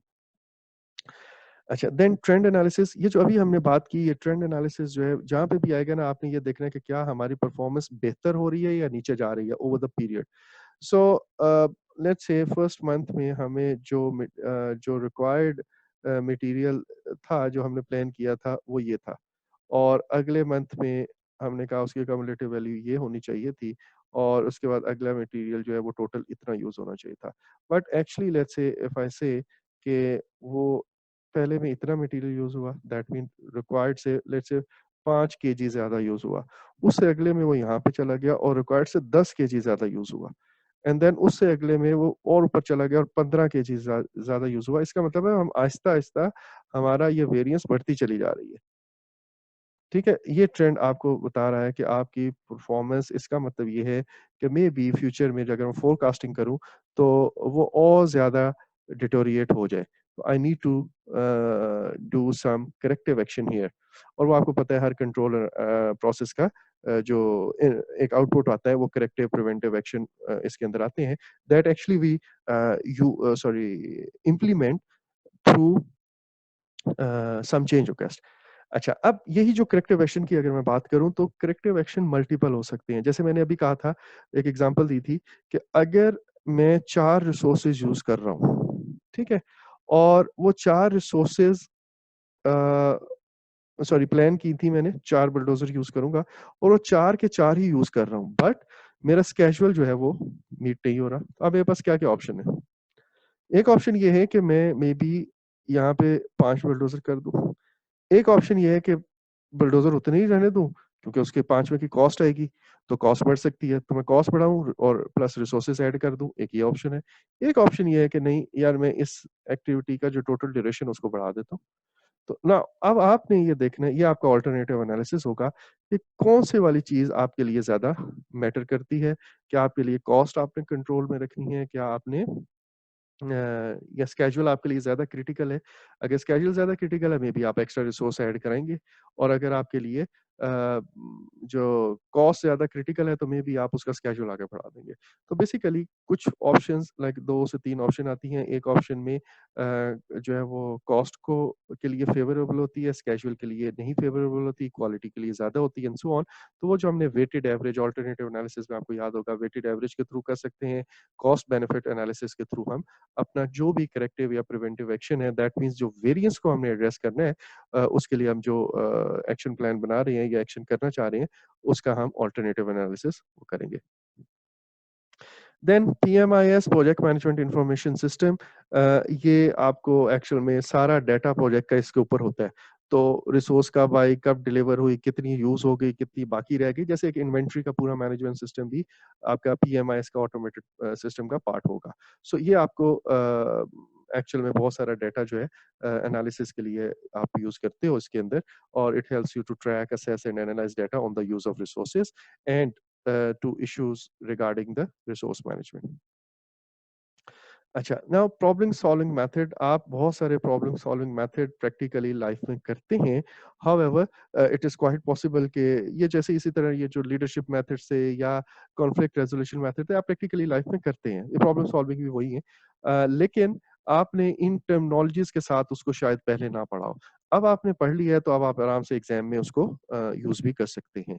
So many people prefer to avoid conflict instead of solving the problem. और मैं आपको कहता था कन्फ्रंट विद द प्रॉब्लम, उसको फेस करें, उसको हैंडल करें, rather than closing your eyes. Don't avoid. हाँ, अवॉइड करने के लिए, विड्रॉ के लिए आपको याद होगा पिछले लेक्चर में, अगर आपने देखा होगा पिछले वीडियो में, हमने कॉन्फ्लिक्ट रेजोल्यूशन मेथड में पढ़ा कि sometimes it is required just to cool down the environment, और जहाँ पे आपको प्रिपरेशन का टाइम चाहिए होता है, तो आप वहाँ पे थोड़े अरसे के लिए चीजों को पोस्टपोन कर देते हो।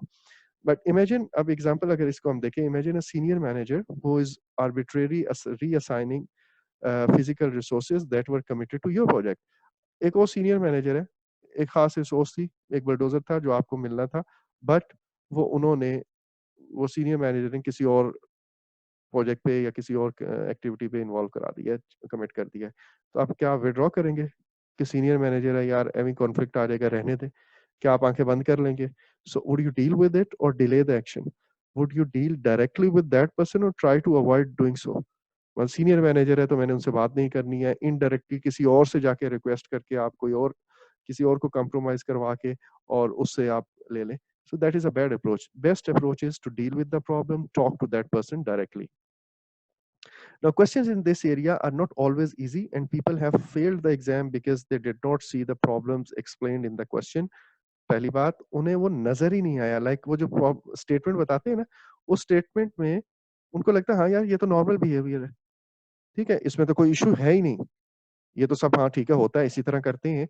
बट एक्चुअल में उसमें एक बैड प्रोजेक्ट मैनेजमेंट प्रैक्टिस हो रही होती है, और वो नजर ही नहीं आती।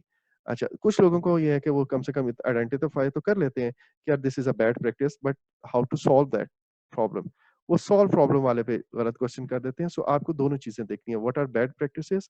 आई have tried throughout this course कि आपको बार बार ये चीज हाईलाइट करूं कि ये गलत है और इस तरह करना गलत है, and that is a better way. ठीक है। एक एक्सरसाइज है, what step you should use to solve a problem. Basically ये प्रॉब्लम सॉल्विंग के कुछ स्टेप्स हैं, आपको पता होने चाहिए। सो मैं डायरेक्टली इसमें जाता हूँ। डिफाइन द रियल और root problem, not what is presented to you or what appears to be a problem. This is very important. आपके पास एक सुपरवाइजर है, वो एक प्रॉब्लम लेके आता है और वो आपको कहता है कि सर ये 5 लोग ना लेट आते हैं, ये रोज सुबह ऑफिस 20 से 25 मिनट, 15 मिनट, 20 मिनट लेट आते हैं ना। आपको ये प्रॉब्लम प्रेजेंट की गई, is this actually the root problem? और आपने ये प्रॉब्लम ये है कि वो लोग, आपने ऑफिस टाइमिंग सुबह 7 बजे स्टार्ट की हुई है और वो लोग बहुत दूर से आते हैं। आपको यू नीड टू आइडेंटिफाई कि क्या आप, एक और भी इसकी एग्जांपल है, आगे हम प्रैक्टिस एक्सरसाइज में आपको दिखाऊंगा, इस पे हमें कुछ डिस्कशन अभी करनी है इस एस्पेक्ट में, and it will sum up our discussion on this resource control, resource management, knowledge process as well.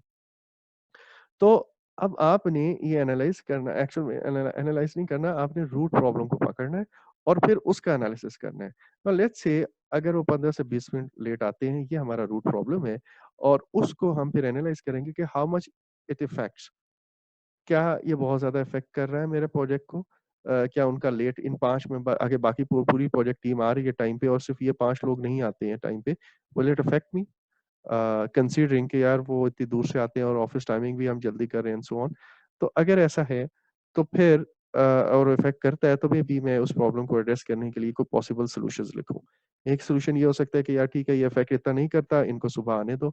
एक ये है कि यार इफ़ेक्ट करता है, लेकिन अब मैं क्या-क्या कर सकता हूँ, पूरा स्केड्यूल तो मैं सवा 7 नहीं कर सकता, या मैं उनको भी रात को शाम में अर्ली छोड़ने का कोई उनके साथ टाइमिंग इस तरह फ़ॉर्मूला कर लूँ और सो ऑन, या कोई पिक ड्रॉप दे सकता हूँ, तो maybe I may consider that option. So different options हम आइडेंटिफाई करेंगे और उनमें से जो बेस्ट सूटेड ऑप्शन होगी या सॉल्यूशन होगा, वो हम पिक करके उसको इम्प्लीमेंट करेंगे। लेकिन ये सिर्फ इम्प्लीमेंट करना काफ़ी नहीं है, we also need to review कि क्या उस सॉल्यूशन ने डिजायर्ड रिजल्ट प्रोड्यूस किया भी है या नहीं। लाइक अगर मैं उनको कहता हूँ कि हम 15 मिनट आपको जल्दी छुट्टी दे दिया करेंगे, सो दैट आप अपनी सारी एक्टिविटीज को 15 से 20 मिनट या आधा घंटा पहले शिफ्ट कर लें, या मैं प्रोजेक्ट का स्केड्यूल, उनका टाइम जो है ना, ये सबका टाइम जो है 7 की बजाय 7:30 कर देता हूँ, ताकि पूरी टीम जो है वो टाइम पे आ सके, और अब वो 7:45 पे आना शुरू हो गए हैं। सो इसका मतलब है उसने इस प्रॉब्लम ने, इस सॉल्यूशन ने हमारा प्रॉब्लम अभी भी एड्रेस नहीं किया। So we need to think about some other solution.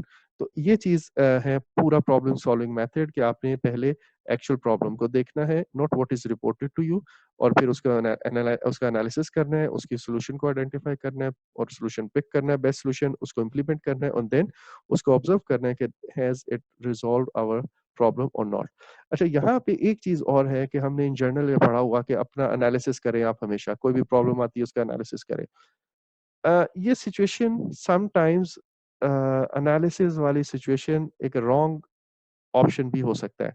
वो ये है कि आग लग गई है या कोई ऐसा अर्जेंट मैटर आ गया है कि इमीडिएट आपको जो है ना फायर फाइटिंग करनी पड़ रही है। Fire fighting in a sense कि इमीडिएट आपको कोई एक्शन लेना पड़ रहा है, अदरवाइज़ डिज़ास्टर हो जाएगा। ऐसे केस में आप, लाइक अगर फायर लग गई है और आप कहें कि पहला एक्शन ये है कि आप उसका एनालिसिस करें कि आग क्यों लगी है, और खुद उसी वहाँ से ना भागें। ठीक है? तो ये that will be a wrong choice. तो ऐसे केसेस में the first action would be कि आप वहाँ से you just run away from that fire. फिर एनालिसिस करें, फिर उसको पहले बुझाएँ, फिर एनालिसिस में भी कर सकते हैं। ठीक है? Now, some beginner level project managers sometimes say that they don't have time to do that. Time to do that, ये जो प्रॉब्लम सॉल्विंग का मेथड बताया है, इसका टाइम नहीं है। सो ये टाइम वाला इशू जो भी कंप्लेंट आती है, उसका आंसर एक ही है कि भाई आप प्रॉपर प्रॉब्लम को, रूट कॉज एनालिसिस को जब तक नहीं करोगे, तो वो प्रॉब्लम बार बार आएगी और उस वक्त वो आपका ज्यादा टाइम लेगी। So please always be proactive. अपना डिटेल्ड एनालिसिस करके, रूट कॉज एनालिसिस करके, उसके बाद you actually take some action so that कि वो प्रॉब्लम परमानेंट एड्रेस हो। ठीक है? इसकी एग्जांपल आप वही टायर वाली जो हम बात एग्जांपल करते हैं कि यार अच्छा टाइम नहीं है, अभी मैं टायर चेंज नहीं करवाता, सिर्फ पंक्चर लगा लेता हूँ, और फिर आप आगे 2 घंटे बाद फिर खड़े होते हैं और फिर आपका पौना घंटा लगता है। आप कहते हैं यार अभी टायर चेंज नहीं करवाता, बस पंक्चर लगा लेता हूँ, then you just move on. तो आप मे बी हर दफा को 15-20 मिनट बचाने के चक्कर में आधा पौना घंटा एक्स्ट्रा लगा देते हैं। सो दैट्स व्हाट हैपेंस अगर आप रूट कॉज एनालिसिस नहीं करोगे। So it's always better like यहाँ पे वो स्टेप 6 की बात कर रहा है कि जो रिव्यूज द सॉल्यूशन है, कि क्या आप ये वाला स्टेप बाईपास कर देंगे? क्या आप नहीं करेंगे ये स्टेप कि यार उस जो आपने एक्शन लिया था, उस एक्शन ने आपको आपके मसले को हल किया या नहीं किया? ऐसा नहीं हो सकता। You just can't afford that thing, right? So when questions on the exam require you to solve problems, ask yourself what is the real problem behind the situation presented. Now look at the following example. During project executing, the construction manager notifies the project manager. अब आप देखिएगा, during the project execution, the construction manager notifies the project manager that the grade of the material in the shipment received from the supplier today is different than that of the previous shipments in the order. This is the third of the 5 shipments from the supplier.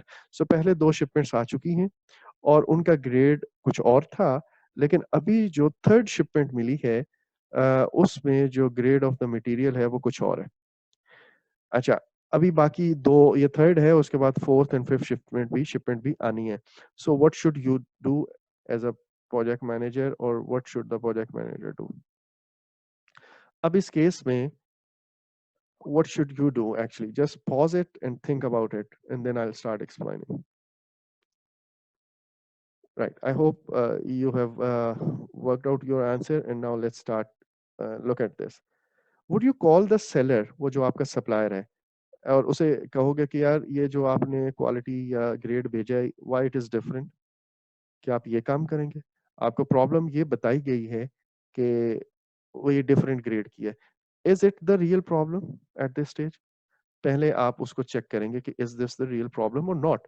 और ये check करने के लिए आपको contract को, मतलब हमेशा हम कहते हैं कि कॉन्ट्रैक्ट या जो कंसर्न प्लान था, वो प्लान आप कंसल्ट करते हो कि प्लान के अंदर लिखा क्या हुआ था। ये भी तो पॉसिबल है कि हमने उसे ये अलाउ किया हो कि जो ग्रेड है वो आप डिफरेंट एनवायरनमेंट या सिचुएशन की बेस पे ये वाला ग्रेड या ये वाला, इन दोनों में से कोई एक भेज दे, हम एक्सेप्ट कर लेंगे। तो पहले उसने 2 दफा ये भेजा, अभी में भी ये भेजो। मे बी ये चीज अलाउड हो। या ये भी हो सकता है कि हमने कॉन्ट्रैक्ट के अंदर जो थर्ड एंड फोर्थ शिपमेंट या फिफ्थ शिपमेंट मंगवाई है, वो मंगाई एक डिफरेंट ग्रेड की है। तो जस्ट आपको जो प्रॉब्लम प्रेजेंट किया हुआ है, बाज दफा वो प्रॉब्लम नहीं होता। First you need to see the root problem.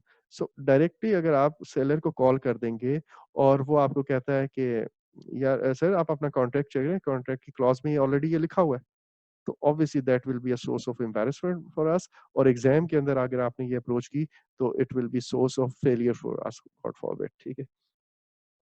So if so, obviously अगर आपने एग्जाम में किया तो आपका आंसर गलत हो गया। This situation combines procurement with the resource management, procurement management. अच्छा, अब इस सिचुएशन में project manager need to know the terms of the contract, जैसे मैंने भी कहा, and determine if the delivery of a different grade is allowable based on the terms of the contract. So, as a part of control resources and control procurement process, the project manager would check the resource requirements and resource assignments, and possibly work with the procurement manager to determine if a breach has occurred. अगर आपको contract की clause खुद नहीं पढ़नी आ रही, तो obviously जो procurement manager है वो आपको बताएगा कि कॉन्ट्रैक्ट वायलेट हुआ या नहीं हुआ। और अगर वो ब्रीच अकर करता है या वायलेट होता है, तो ऑब्वियसली आपका एक्शन डिफरेंट होगा। लेकिन अगर नहीं करता तो फिर आपका एक्शन कुछ नहीं होगा। आप अपने कंस्ट्रक्शन मैनेजर को बताएंगे कि यार वो ठीक है, डिफरेंट ग्रेड है, but that's not an issue, ये कॉन्ट्रैक्ट के अंदर हमने ऑलरेडी अलाउ किया हुआ है। अच्छा, लेकिन एट दैट टाइम अगर कंस्ट्रक्शन मैनेजर कहता है कि सर लेकिन ये हमारे लिए ठीक नहीं होगा, ये हमारी रिक्वायर्ड क्वालिटी को मीट नहीं करेगा, तो फिर हम ऑब्वियसली अपना कॉन्ट्रैक्ट को वापस जाके चेंज करना चाहेंगे, और उसके लिए हम फिर रिक्वेस्ट करेंगे। और वो रिक्वेस्ट हम सप्लायर को करेंगे कि जो कॉन्ट्रैक्ट के अंदर जो भी हमने method of changes in the contract define किया हुआ है, या हमने प्रोक्योरमेंट में पढ़ा हुआ है, तो हम अकॉर्डिंगली उस तरह अपने कॉन्ट्रैक्ट की क्लॉजेस को शायद चेंज करना चाहें। लेकिन अगर वो ऐसी कोई बात नहीं है, कंस्ट्रक्शन इंजीनियर जो है, he is she is okay with the grade जो भी रिसीव हुआ है, और उसे समझ आ जाती है कि कॉन्ट्रैक्ट का ब्रीच नहीं हुआ, इट्स ओके, हम दोनों ग्रेड्स चल सकते हैं। और अगर वाकई चल सकते हैं तो फिर हम कोई एक्शन नहीं लेंगे। अच्छा, लेकिन अगर वो जो हमने कॉन्ट्रैक्ट के अंदर चेक किया कि शिपमेंट जो है वो रिक्वायर्ड ग्रेड का नहीं था, और क्लॉज कॉन्ट्रैक्ट के अंदर वाकई ही ये चीज लिखी हुई थी कि इस तरह आपने ये ग्रेड नहीं देना, एक्चुअल में दूसरे वाला देना है, तो फिर यहाँ पे कॉन्ट्रैक्ट का ब्रीच हुआ है। लेकिन आपको ये याद होगा कि हमने एक बात बड़े डिटेल में पढ़ी थी कि contract is a formal document, और इसका अगर कोई ब्रीच होता है और आप कोई भी एक्सटर्नल टू द ऑर्गेनाइजेशन किसी को नोटिफाई करना चाहते हैं, you do it in the written form. Why? So that बाद में आपके पास रिकॉर्ड हो। ये जो फोन कॉल वाली ऑप्शन अभी आई थी, आपके सामने दी गई थी, ये वाला था रेड में जो लिखा हुआ है, रेड रेड बैकग्राउंड में, would you call the seller और उससे पूछोगे कि क्वालिटी क्यों है? नो, हम उसको फिर रिटन में लिखेंगे सो दैट हमारे पास रिकॉर्ड हो। फाइन। सो यहाँ पे रिटन फॉर्मल कम्युनिकेशन वाला कॉन्सेप्ट भी आ रहा है। यहाँ पे हमने जो प्रोक्योरमेंट के अंदर पढ़ा था कि contract generally they require you to deal your matters formally and most probably in the written format. ठीक है जी। So the required legal action for a breach is to send written notification of the breach first, not to call the seller to ask why. So you need to understand both your responsibility as a project manager and the real problem. आप actual problem को भी समझें और फिर आपकी as a project manager उसमें क्या responsibility बनती है, उसको भी देखें। Now, while root cause analysis and problem solving are extremely important, they are not the best answer in every situation. ये जो मैं कह रहा था कि बाज़ situations आपका urgent action मांगती हैं, और उस केस में अगर आप root cause analysis के ऑप्शन को select करेंगे, पहले के पहले हम analysis करेंगे, obviously that's going to give you a wrong answer. Now, making sure you are solving the right problem is extremely important. It is a significant issue for many people who take the exam, especially those who have never managed the projects that are more than a few months long and who have not had formal training in the project management. But you have a formal training, at least you have a training of maybe 45 lessons, just most of the time we had 2 hours a day session, 2 hours sorry session a day, और आज और last जो 1 week है उसमें तो हमने extended sessions भी लिए हैं, ठीक है, संडे को भी, और आज भी ये रिकॉर्डिंग्स एक्स्ट्रा चल रही हैं। So now outputs control resources. Again WPD input पे था, डब्ल्यूपीआई आ गया, चेंज रिक्वेस्ट आ गई, update to project management plan, project documents and OPA updates भी आप इसको कंसीडर करेंगे, इट्स ऑलवेज देयर। अच्छा, जैसे मैंने आपको कहा था कि सारे कंट्रोल प्रोसेस पे डब्ल्यूपीडी इनपुट पे आता है, डब्ल्यूपीआई आउटपुट पे आता है। तो यहाँ पे I have given you examples of WPD and WPI in the resource management process as well, but as I said earlier, it would be a good exercise अगर आप सारे कंट्रोल प्रोसेसेस के हर नॉलेज एरिया का अलग से डब्ल्यूपीडी और WPI सोचें और उसको अपने पास नोट करें। प्रोजेक्ट डॉक्यूमेंट्स क्या-क्या अपडेट हो सकती हैं? स्टैंडर्ड डॉक्यूमेंट्स हैं जो अपडेट हैं, जो इनपुट पे थे, issue log, any new issues या पुराने इश्यूज का कोई हमने रेज़ोल्यूशन इसमें फाइनल किया वो आ जाएगा। लेसन लर्न्ड इस प्रोसेस के अंदर उसको अपडेट कर देंगे। कोई रिसोर्स असाइनमेंट्स में changes as a corrective action हमने की है, या अब जैसे मैंने कहा था कि वो 4 की जगह 5 लगाएँ, वो रिसोर्स असाइनमेंट वाला हो गया, या फिर स्केड्यूल बढ़ा दें, तो प्रोजेक्ट स्केड्यूल चेंज हो जाता है। ऑब्वियसली कॉस्ट का भी अगर आप कहेंगे बजट को भी चेंज कर सकता है, कॉस्ट बेसलाइन को भी कर सकता है, येस। और फिर रिस्क रजिस्टर, कोई नए रिस्क आपने आइडेंटिफाई किए हैं, या कोई आपने जो रिस्पॉन्सेज जो हैं उनमें चेंजेस की हैं, तो वो भी रिस्क रजिस्टर के अंदर अपडेट हो जाएगा। एंड देन अगर आप रिसोर्स असाइनमेंट्स चेंज करते हो तो it may affect your resource breakdown structure as well, और आप अपने रिसोर्सेज का सॉरी आरबीएस जो है, रिसोर्स ब्रेकडाउन स्ट्रक्चर, सॉरी, उसको भी चेंज करोगे। ना components of the project management plan जो चेंज हो सकते हैं, जो अपडेट हो सकते हैं, specially the resource management plan change हो सकता है, और उसके अंदर हम change usage, availability and quality of resources को चेंज कर सकते हैं। We have been looking at these examples during this process. इसके अलावा रिसोर्स मैनेजमेंट प्लान के अलावा प्रोजेक्ट स्केड्यूल चेंज हो सकता है, जैसे मैंने अभी थोड़ी देर पहले भी कहा था, कॉस्ट बेसलाइन का जिक्र किया था, या क्वालिटी मैनेजमेंट प्लान, लाइक अभी जो हमने एग्जांपल देखी उसमें वो रिक्वायर्ड क्वालिटी मीट नहीं हो रही है, तो ऑब्वियसली हमें फिर अपना क्वालिटी मैनेजमेंट प्लान भी चेंज करना पड़ेगा। So with this we conclude the resource management knowledge area.